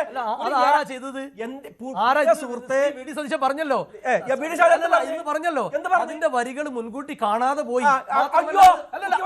അപ്പൊ ഞാൻ മുഖ്യമന്ത്രി അത് പറഞ്ഞല്ലോ. അറിയില്ല, ഒരു ദേശീയപാതയുടെ അർത്ഥം അറിയില്ല എന്ന് പറഞ്ഞാൽ എന്താ? ആ വരികൾ അതിലുള്ളത് അറിയണില്ല. ആൾക്കാർ കാണുന്ന UDF അപ്പൊ ഒരു വരിയുടെ അർത്ഥം അറിഞ്ഞൂടെ? UDF ഗവൺമെന്റ് ആണ് തീരുമാനിച്ചത്. ആയിക്കോട്ടെ, പിണറായി വിജയനും MP ഗോപിയൊക്കെ വേദിയിലില്ലായിരുന്നു. ആ സമയത്ത് നമുക്ക് അവിടെ ഇരുന്നൂടെ? അവരല്ലല്ലോ പരിപാടി സംഘടിപ്പിച്ചത്. ലോക്ഭവനാണ് പരിപാടി സംഘടിപ്പിച്ചത്. ലോക്ഭവനാണ്. അവർ അതിഥികളാണ്. പിണറായിക്ക് കുറ്റമായി. വന്ദേമാതരം ആലപിച്ചത് അതൊരു വിമർശനമായിട്ട് കൊണ്ടുവരുവാൻ CPMന് കഴിഞ്ഞിട്ടുണ്ട്. സ്വാഭാവികമായിട്ടും അത് നിയമസഭയിൽ എന്തെങ്കിലും രീതിയിൽ വിമർശനങ്ങൾ വരികയാണെങ്കിൽ അത് ഉന്നയിക്കണം. ഇതുപോലുള്ള വിഷയങ്ങൾ ഉന്നയിക്കുവാൻ വീണ് കിട്ടും പ്രതിപക്ഷ നേതാവായി വരുന്ന പിണറായി വിജയന്. സംശയമില്ലാത്ത കാര്യമാണല്ലോ. പ്രധാനപ്പെട്ട പ്രശ്നം, ഒരു സെക്കൻഡ് സമയം. അല്ല, നോക്കൂ, അവിടുത്തെ ഒരു പ്രധാനപ്പെട്ട കാര്യം ഗവർണർ പങ്കെടുക്കുന്ന ഒരു ചടങ്ങാണ്. അവിടെ ഗവർണറുടെ പ്രോട്ടോക്കോളുകളാണ് നടത്തപ്പെടുന്നത്. ഗവർണറുടെ ഒരു 4 ചടങ്ങുകളിലെങ്കിലും ഞാൻ പങ്കെടുക്കുന്ന സമയത്ത് അതെല്ലാം തന്നെ തുടങ്ങുന്നത് വന്ദേമാതരം, അതിനുശേഷം ജനഗണമന, അതേപോലെ അത് കൺക്ലൂഡ് ചെയ്യുന്നതും വന്ദേമാതരം, പിന്നീട് ജനഗണമന എന്നുള്ള കേന്ദ്ര ആഭ്യന്തര മന്ത്രാലയത്തിന്റെ പുതിയ സർക്കുലറിൽ പറയുന്ന നിർദ്ദേശപ്രകാരമാണ്. അത് ചില പൊസിഷനുകളിൽ, ഒഫീഷ്യൽ പൊസിഷനുകളിൽ ഇരിക്കുന്ന ആൾക്കാരുടെ എല്ലാ ചടങ്ങുകളിലും സർക്കാർ അതിനെ മാൻഡേറ്ററി ആക്കിയിട്ടുണ്ട്. മറ്റുള്ള വിദ്യാഭ്യാസ സ്ഥാപനങ്ങളിലോ ഓഫീസുകളിലോ അത് നടത്തുന്നതിന് യാതൊരു തരത്തിലുള്ള നിർബന്ധവുമില്ല. അഥവാ അത് നടത്തുമ്പോൾ ആൾക്കാർ പാടിയേ കൂടൂ, പാടിയേ മതിയാകൂ എന്ന രീതിയിലത്തേക്കുള്ള ഒരു തരത്തിലുള്ള നിർബന്ധവുമില്ല. അപ്പോൾ ഇത് ഗവർണർ പങ്കെടുക്കുന്ന അദ്ദേഹത്തിന്റെ കൂടി പ്രോട്ടോക്കോളുകൾക്ക് ഏറ്റവും കൂടുതൽ പ്രാധാന്യമുള്ള ഒരു ചടങ്ങിൽ ലോക്ഭവനാണ് അത്തരത്തിലുള്ള കാര്യങ്ങൾ തീരുമാനിക്കുന്നത്. അപ്പോൾ അതിനെന്താ ചെയ്യുക? പാടണമെന്ന് നിർബന്ധമില്ല, പക്ഷേ എണീറ്റ് നിന്നിരിക്കണം എന്നുള്ളതാണ്. കാരണം ആ പാട്ടിനോട് ഡിസ്റെസ്പെക്ട് കാണിക്കാൻ പാടില്ല. അപ്പോൾ ആ സമയത്ത് ഇതിനെ എതിർക്കുന്ന ആൾക്കാരെല്ലാവരും ഇവിടെ ഉണ്ടായിരുന്നു. അത് ഭരണപക്ഷത്തിന്റെ ഭാഗത്തു നിന്നുള്ള ആൾക്കാരാണെങ്കിലും പ്രതിപക്ഷത്തിന്റെ ഭാഗത്തു നിന്നുള്ള ആൾക്കാരാണെങ്കിലും ശ്രീ VD സതീശനും ശ്രീ പിണറായി വിജയൻ അടക്കമുള്ള എല്ലാ ആൾക്കാരും അവിടെ ഉണ്ടായിരുന്നു. പാണക്കാട് തങ്ങളടക്കമുള്ള ആൾക്കാരെല്ലാം അവിടെ ഉണ്ടായിരുന്നു. അവരെ സംബന്ധിച്ച് വേറെ ചോയ്സ് ഇല്ല, അവർക്ക് എണീറ്റ് നിൽക്കുക എന്നുള്ളത് മാത്രമേ ഉള്ളൂ. പിന്നെ അതിനെ ന്യായീകരിക്കാനായിട്ട് പലതരത്തിൽ ആൾക്കാർക്ക് പറയാം, അത് പൂർണ്ണമായിട്ട് പ്ലേ ചെയ്യുന്നുണ്ടെന്ന് നമുക്കറിയില്ലായിരുന്നു എന്നൊക്കെ. അത് വന്ദേമാതരത്തിന്റെ 150ാമത് വാർഷികവുമായി ബന്ധപ്പെട്ട് കേന്ദ്ര സർക്കാർ എത്രയോ ആഴ്ചകൾക്ക് മുമ്പ് തന്നെ ഇറക്കിയിരിക്കുന്ന, എല്ലായിടത്തും പ്രാവർത്തികമാക്കിയിരിക്കുന്ന ഒരു പ്രോട്ടോക്കോളാണ്. അപ്പൊ അതുകൊണ്ട് മുഹമ്മദ് റിയാസ് പറയുന്നത് പോലെ ഇതിന്റെ ആദ്യത്തെ 2 സ്റ്റാൻസ മാത്രമൊന്നും അല്ല ഇപ്പൊ പാടുന്നത്. ഇപ്പൊ അത് പൂർണ്ണമായിട്ട് അതിന്റെ 6 സ്റ്റാൻസുകളും പൂർണ്ണമായിട്ട് തന്നെ പാടുന്നുണ്ട്. അപ്പൊ അതുമായി ബന്ധപ്പെട്ട്, അതിനെ എതിർപ്പുമായി ബന്ധപ്പെട്ട് ചില ആൾക്കാരൊക്കെ തന്നെ സുപ്രീം കോടതിയിൽ പോയതാണ്. ചീഫ് ജസ്റ്റിസ് സൂര്യകാന്തിന്റെ ബെഞ്ച് തന്നെ അത് പരിഗണിച്ചതാണ്. അപ്പൊ അവർ പറഞ്ഞിരിക്കുന്നത് ഇത് നിർബന്ധമായിട്ട് എല്ലാവരും പാടിയിരിക്കണമെന്ന് എങ്ങും പറയുന്നില്ല. അതേപോലെ ഇത് പാടിയില്ല എന്നുണ്ടെങ്കിൽ നിങ്ങൾക്കൊരു പീനൽ പ്രൊവിഷൻ ഉണ്ട് എന്ന് പറഞ്ഞിട്ട് നിങ്ങൾക്ക് പിഴ ചുമത്തുന്ന ഒരു വകുപ്പും അതിലില്ല. അതുകൊണ്ട് തന്നെ ഇതിനെ നടപ്പാക്കാൻ പാടില്ല എന്ന് പറയുന്ന കാര്യം പരിഗണിക്കാൻ കഴിയില്ല എന്ന് പറഞ്ഞിട്ടാണ് അത്തരത്തിലുള്ള കാര്യങ്ങളൊക്കെ തന്നെ ഒത്തുതീർപ്പാക്കിയത്. പിന്നെ ബാക്കിയെല്ലാം ഈ രാഷ്ട്രീയമാണ്, ഞങ്ങൾ അറിഞ്ഞില്ല കേട്ടില്ല എന്നൊക്കെ പറയും. ഇനിയാണെങ്കിലും ഗവർണർ ഉൾപ്പെടുന്ന പല ചടങ്ങുകളും ഉണ്ടാകുമല്ലോ. അപ്പൊ അങ്ങനെയുള്ള ചടങ്ങുകൾ ഉണ്ടാകുന്ന സമയത്ത് ഇതേ രീതി തന്നെ അനുവർത്തിക്കുന്ന സമയത്ത് ഇവർക്ക് ഇനി ഈ എക്സ്ക്യൂസ് പറയാൻ പറ്റുമോ? ഞങ്ങൾക്കിത് പൂർണ്ണമായിട്ട് പാടുന്നില്ലായിരുന്നു, പാടുമെന്ന് അറിയില്ലായിരുന്നു എന്നൊന്നും ഇനി പറയാൻ പറ്റില്ല. അങ്ങനെ തന്നെയാണ് അത് നമ്മുടെ നാട്ടിലെ കൺവെൻഷനായി കഴിഞ്ഞിട്ടുണ്ട്. പിന്നെ ഇവിടെ ശ്രീ നസീർ പറഞ്ഞിരുന്ന ഒരു കാര്യത്തിനോട് ഈ ചർച്ചയിൽ യോജിക്കാൻ കഴിയുമെന്ന് ഞാൻ കരുതിയിരുന്നില്ല. പക്ഷേ എങ്കിൽ പോലും ഞങ്ങളും തമ്മിൽ യോജിക്കാൻ കഴിയുന്ന ഒരു കാര്യം അദ്ദേഹം പറഞ്ഞു എന്നുള്ളത് വലിയ സന്തോഷമുണ്ട്. അദ്ദേഹം പറഞ്ഞ ഒരു കാര്യത്തിനോട് ഞാൻ പൂർണ്ണമായിട്ട് യോജിക്കുകയാണ്. ജനങ്ങൾ ഒരു ചേഞ്ചിന് വേണ്ടിയിട്ടാണ് ഇത്തവണ വോട്ട് ചെയ്തിരിക്കുന്നത്, അല്ലാതെ മറ്റ് കാരണങ്ങളൊന്നുമില്ല. അല്ലാതെ വികസനത്തിന്റെ പേരിൽ ആൾക്കാർക്ക് വ്യത്യസ്ത അഭിപ്രായമുള്ളത് കൊണ്ടല്ല, ഇവിടെ വർഗീയ കലാപങ്ങൾ ഉണ്ടാകുന്നതിൽ നിന്ന് CPM അതിനെ തടഞ്ഞു എന്നുള്ളത് കൊണ്ടല്ല, മറിച്ച് കേവലം ഒരു ചേഞ്ച് വേണം എന്നുള്ളതിന്റെ അടിസ്ഥാനത്തിലാണ്. അത് ശരിയാണ്. കാരണം അധികാര ദുർവിനിയോഗത്തിൽ നിന്ന് ഒരു ചേഞ്ച് വേണം എന്നവർ വിചാരിച്ചു. ധൂർത്തിൽ നിന്നും ധാർഷ്ട്യത്തിൽ നിന്നും ഒരു ചെറിയ ചേഞ്ച് വേണമെന്ന് അവർ വിചാരിച്ചു. മനുഷ്യരോടും ഐക്യസെറ്റിനോട് വരെ അനാവശ്യമായിട്ട് ദേഷ്യം കാണിക്കുന്ന ഒരു മുഖ്യമന്ത്രിയിൽ നിന്ന് ഒരു ചെറിയ ചേഞ്ച് വേണമെന്ന് അവർ ആഗ്രഹിച്ചു. നവകേരള സദസ്സ് പോലെ ആഭാസ കോമാളിത്തരങ്ങൾ നടക്കുന്നതിൽ നിന്ന് ഒരു ചെറിയ ചേഞ്ച് വേണമെന്ന് ആഗ്രഹിച്ചു. ഇവിടെയുള്ള ഉദ്യോഗസ്ഥർക്കെതിരായിട്ട് അനാവശ്യ നടപടികൾ എടുക്കുന്നതിൽ നിന്ന് ഒരു ചെറിയ ചേഞ്ച് വേണമെന്ന് ആഗ്രഹിച്ചു. ശബരിമലയിലെ സ്വർണ്ണക്കൊള്ളയിൽ നിന്ന് ഒരു ചെറിയ ചേഞ്ച് വേണമെന്ന് ആഗ്രഹിച്ചു. അങ്ങനെ പല കാര്യങ്ങളിൽ ചേഞ്ച് വേണമെന്ന് ആഗ്രഹിച്ചു. അതുകൊണ്ടല്ലേ ആൾക്കാർ വോട്ട് ചെയ്തിരിക്കുന്നത്. ഇപ്പോൾ താങ്കൾ പറയുന്നത് പോലെ കേവലം നമ്മൾ കുറേ നാളായല്ലോ, 10 വർഷമായല്ലോ ഇവർ ഭരിക്കുന്നത്, എന്നാൽ പിന്നെ നമുക്കൊരു രസത്തിന് വേണ്ടി ഒരു ചേഞ്ച് ആർക്കാണ് ഇഷ്ടമല്ലാത്തത് എന്ന് പറയുന്ന പരസ്യവാചകം പോലെ ആൾക്കാർ വോട്ട് ചെയ്തതല്ല. അങ്ങനെ തീരുമാനിക്കാനായിട്ട് കാസർഗോഡ് മുതൽ തിരുവനന്തപുരം വരെയുള്ള ജനങ്ങളെല്ലാം കൂടി സൂം മീറ്റിംഗ് കൂടിയിട്ട് തീരുമാനിച്ചതാണോ ഇത്തവണ നമുക്ക് മറ്റ് കാരണങ്ങളൊന്നുമില്ല എങ്കിലും വെറുതെ ചേഞ്ചിന് വേണ്ടിയിട്ട് വോട്ട് ചെയ്യാമെന്ന്? അല്ല. എന്ന് വെച്ചാൽ എല്ലാ ആൾക്കാരെയും ഒരേപോലെ ബാധിക്കുന്ന, അത് സാമുദായിക പരിഗണനകളില്ലാതെ, പ്രാദേശിക പരിഗണനകളില്ലാതെ, കാസർഗോഡ് മുതൽ തിരുവനന്തപുരം വരെ കിടക്കുന്ന എല്ലാ ജനങ്ങളെയും ഒരേപോലെ ബാധിക്കുന്ന ഒരൊറ്റ വികാരമുണ്ട്. ആ വികാരമാണ് ആ ചേഞ്ചിന് കാരണം. ചേഞ്ച് പൂർണ്ണമായിട്ടില്ല. ആ ചേഞ്ച് പൂർണ്ണമായിട്ട് അംഗീകരിക്കാൻ തയ്യാറാകാതെ ആരെയാണോ ചേഞ്ച് ചെയ്യാൻ ആഗ്രഹിച്ചത് ആ ആൾ മുഖ്യമന്ത്രിയിൽ നിന്ന് പ്രതിപക്ഷ നേതാവിലേക്ക് കൂടുമാറിയെന്നേ ഉള്ളൂ. അത്ര മാത്രമേ ഉള്ളൂ. അപ്പൊ അതിൽ എന്തുകൊണ്ടാണ് ശ്രീ പിണറായി വിജയന് നേരത്തെ ഉണ്ടായിരുന്നത് പോലെ തന്നെ ഒരു ക്യാബിനറ്റ് റാങ്ക് ഇപ്പോഴും കിട്ടുന്നു, അദ്ദേഹത്തിന് ഒരു ഔദ്യോഗിക വസതി കിട്ടുന്നു, അദ്ദേഹത്തിന് സ്റ്റാഫിനെ കിട്ടുന്നു, വാഹനം കിട്ടുന്നു, അദ്ദേഹത്തിന് നേരത്തെ പോയി ഇറങ്ങുന്നത് പോലെയുള്ള എല്ലാവിധ സൗകര്യങ്ങളും ഇപ്പോഴും കിട്ടുന്നു. പിന്നെ 40 വണ്ടികളുടെ ഒരു വാഹന വ്യൂഹമോ അതിനോടൊപ്പം തന്നെ ആംബുലൻസോ ഒന്നും കിട്ടത്തില്ലായിരിക്കും. പക്ഷെ മറ്റുള്ള പല കാര്യങ്ങളും അദ്ദേഹത്തിന് ഇപ്പോഴും കിട്ടുന്നുണ്ട്. അപ്പൊ ഇത് ചില ആൾക്കാർക്ക് ഈ അധികാരത്തിനോടുള്ള ഒരു അമിത ഭ്രമമുണ്ട്. ഇത് ഒന്നും തന്നെ എനിക്ക് കിട്ടുന്ന സൗകര്യങ്ങളൊന്നും തന്നെ ഞാൻ വിട്ടുതരാൻ തയ്യാറല്ല എന്ന്. ഭാവിയും പുരോഗതിയുമാണ് ഇത്രയും പ്രായമുള്ള ശ്രീ പിണറായി വിജയൻ എന്തുകൊണ്ട് ഒരു തലമുറ മാറ്റം ഉദ്ദേശിക്കുന്നില്ല? പ്രിവിലേജ് ഉണ്ടല്ലോ. ഈ പ്രതിപക്ഷ ശ്രീജി, ഞാൻ ഏറ്റവും കൂടുതൽ ബഹുമാനിക്കുന്ന ഒരാൾ ശ്രീജി, സാറിനെ പോലെ ഒരാൾ ഇങ്ങനെ അബദ്ധം പറയരുത്. എന്താ അബദ്ധം? എവിടെയാണ് അബദ്ധം ഉള്ളത്? എന്താ അബദ്ധം? എന്താ ഭരണം ഉണ്ടോ സാറേ പ്രതിപക്ഷ നേതാവിന്? 80 വയസ്സിന് മുകളിൽ പ്രായമുള്ള ഒരു വ്യക്തി, അല്ല ഞാൻ പറയാം ശ്രീ നസീർ, ഞാൻ പറയുന്നത് കേട്ടിട്ട് താങ്കൾ പറയാം. അനുഭവിച്ച ആളാണ് പിണറായി വിജയൻ. അദ്ദേഹത്തിന് പ്രതിപക്ഷ സ്ഥാനത്ത് വന്നിട്ട് പ്രത്യേക ഒരു സുഖ സൗകര്യം.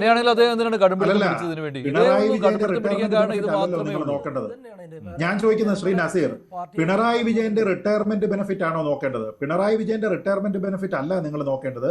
പാർട്ടി നിലനിന്ന് പോവുക എന്നുള്ള അതിന്റെ തുടർച്ചയാണ്. എങ്കിൽ പാർട്ടിക്ക് ഗുണം എന്താണ്? 80 വയസ്സ് കഴിഞ്ഞിരിക്കുന്ന ഇത്തവണ ജനങ്ങൾ തിരസ്കരിച്ചിരിക്കുന്ന ഒരു നേതാവിനെ വെക്കണോ, അതോ പാർട്ടിക്ക് അലകും പിടിയും പുതുതായിട്ട് കൊണ്ടുവരുന്നതിന് വേണ്ടിയിട്ട് ഒരു തലമുറ മാറ്റം വേണോ? അതിനു വേണ്ടിയിട്ട് നിങ്ങൾ ചിന്തിക്കുന്നില്ല എന്നേ ഉള്ളൂ. റിജക്ട് ചെയ്തിരിക്കുന്ന അതേ ആശയവും അതേ നേതാവും തുടരുക എന്ന് പറഞ്ഞു കഴിഞ്ഞാൽ നിങ്ങൾ മുന്നോട്ടല്ല പിന്നോട്ട് തന്നെ നടക്കാനായിട്ട് തീരുമാനിച്ചിരിക്കുന്നു എന്നല്ലേ അതിന്റെ അർത്ഥം. അത് പറയുന്ന സമയത്ത് അത് എന്തുകൊണ്ട് വിവരക്കേടാകും? അതെങ്ങനെയാണ് ശരിയായിട്ടുള്ള അല്ലാത്ത ഒരു തീരുമാനമായിട്ട് മാറുന്നത്? എങ്ങനെയാണ്? നമ്മളോട് നിങ്ങൾ ഇടതുപക്ഷത്തിന് CPM ചരമീകരണം എഴുതണ്ട, അത് ഞങ്ങൾ എഴുതിക്കോളാം, പിണറായി വിജയനും MP എഴുതിയിട്ടുണ്ട്, അതാണ് എന്റെ ശരിയായ ഇതും കൂടെ ഒറ്റ കാര്യം കൂടെ. ഈ ഷാക്കിർ പറഞ്ഞല്ലേ, ഞാൻ ഈ സത്യപ്രതിജ്ഞയ്ക്ക് എനിക്ക് ക്ഷണം ഉണ്ടായിരുന്നു, ഞാനും പോയപ്പോൾ അവിടെ ശ്രീ രമൺ ശ്രീവാസ്തവ എന്ന് പറയുന്ന ഒരാൾ അറിയാമോ?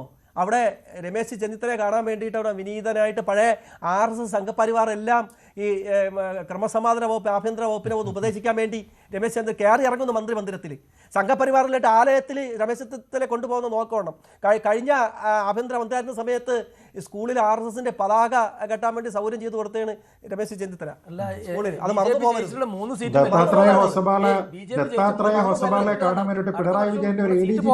BJP കൊണ്ടുപോകാതെ ഡീൽ ഉണ്ടാക്കരുത്.